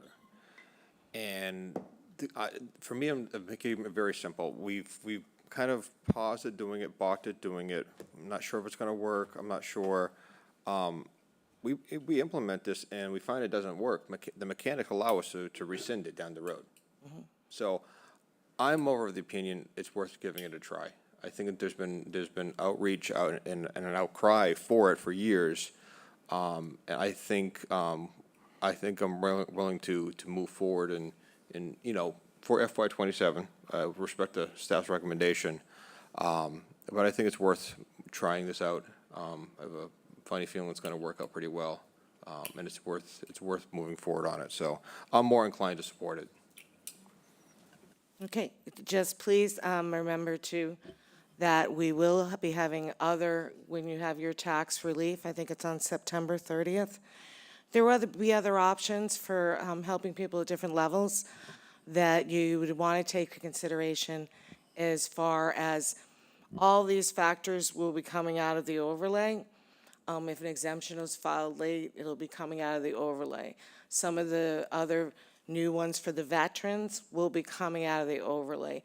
So something to take into consideration when you hear the new September 30th for the tax relief, when you keep in mind, when you do vote on the percentage. So you can keep in mind, so we can have all the tools, as you said, enabled to help the community as well. So just keep it in mind when you're reviewing all the tax relief on the 30th as well. Did you want to offer, you're going to offer a motion, and then I will have discussion on the motion. Sure. So, thank you for everybody speaking. Dale, you've been very helpful. It's very informative. The memo was very good. You know, it pains me, along with, you know, Jeff and Shireen have spoken to this, about hearing these stories about people that we know have to leave this community because of the cost of living here. We should be doing everything we possibly can to keep these, whether they're retired or working class, keep them here in this community. I don't agree with the summer residents' position. I think that I would encourage them to rethink it and think more broadly. I am, for full disclosure, one of the people that's going to pay more. I have an investment property in this, plural, in this community. So I'm going to pay more. And you know what? That's fine. Because I have, somebody pointed out, I have the privilege of having that opportunity. And so be it. People aren't as fortunate, and prices have gone through the roof, and we need to do better, and we can do better here. So I'm going to make a proposal. I'm going to make a motion on the residential tax exemption. I move that the Select Board adopt the residential tax exemption in the amount of 30% when we set the tax rate for fiscal '27. Is there a second? Second, for some discussion as well. Go ahead. The percentage that attracted me the most in Dell's presentation was 35%. I agree. I'm not opposed to an amendment. You amended your motion, and you amended your second. It was my second, I think. Whoever. Okay. I voted against this 10 times. Yeah, me too. I really don't think I've heard anything tonight that causes me to change my view of this. I suspect at some point, some municipality in this Commonwealth which invokes this, adopts this, is going to be sued. I don't know that there ever has been litigation on this issue under the Equal Protection Clause. And we could very well wind up as that community if we adopt this. I think it's important to note that it does not benefit renters. What would benefit renters is more ownership housing in this town. And we have a couple of fairly modest proposals, I think, that are coming before the Select Board in that vein. But we haven't done anything previously on that regard. So I sense where 4 other members of this board are going to go, but I'm not going to support the motion. Any further discussion on this? I'll call the roll. This is on the motion for 2027 to adopt the the residential exemption in the amount of 35%. Ms. Davis. Aye. Mr. Dykens. Aye. Mr. Metters. Aye. Mr. Smith. Aye. The chair votes no. It's 4-1. Thank you. Thank you, Dale. You'll be here back one more time before you retire. You'll be. Yes, she will. Actually, Candace Cook will be presenting the classification hearing. I will be here, but We'll see you then. Okay, thank you. you're welcome. Okay, the next item on the agenda is the town manager's monthly report. Thank you, Mr. Chair. So the town manager's report includes current items and select board follow-up, as well as the monthly report from departments, July 2025.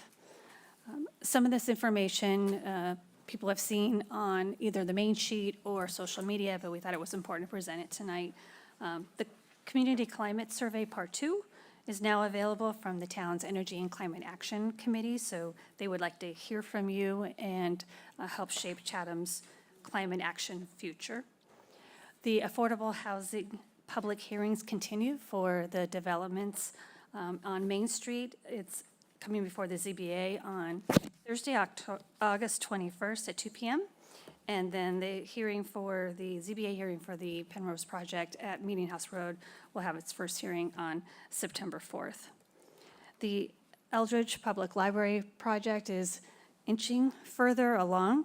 Here's an update that we have in the transmittal, as well as more details under the projects page that's created by Terry Whalen. And then we wanted to remind folks that we're looking for volunteers to serve on boards and committees. We've done the reappointment process, and now we have vacancies, a total of 18 vacant member or associate seats. And if you are interested to fill out a talent bank or hover over how do I submit a talent bank form, there's also hard copies within the town manager's office.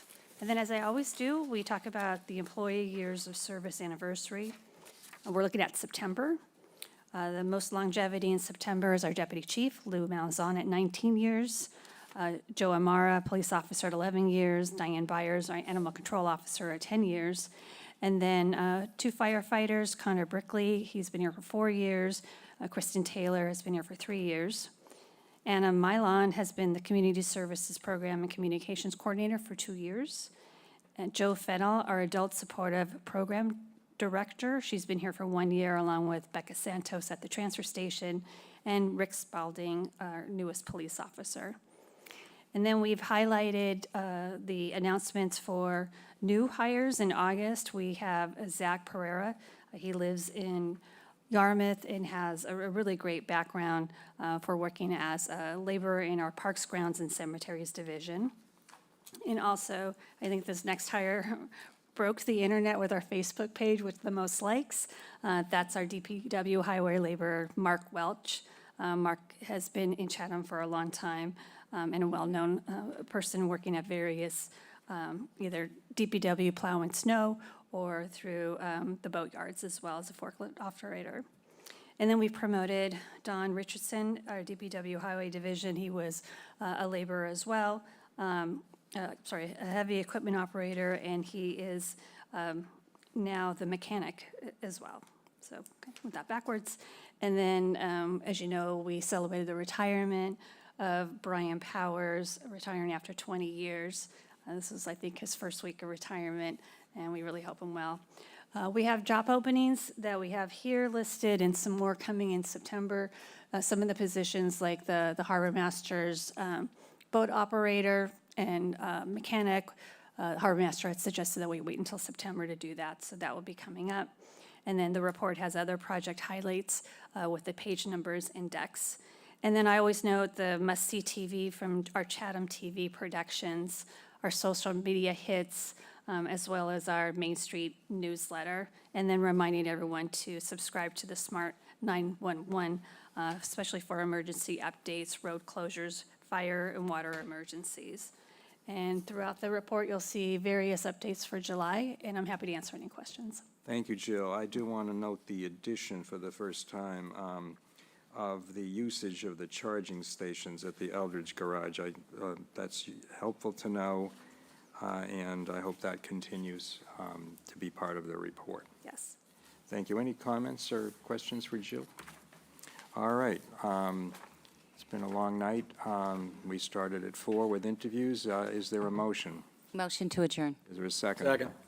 Call the roll. Ms. Davis. Aye. Mr. Dykens. Aye. Mr. Metters. Aye. Mr. Smith. Aye. Chair votes aye. We are adjourned at 8:24. Good night.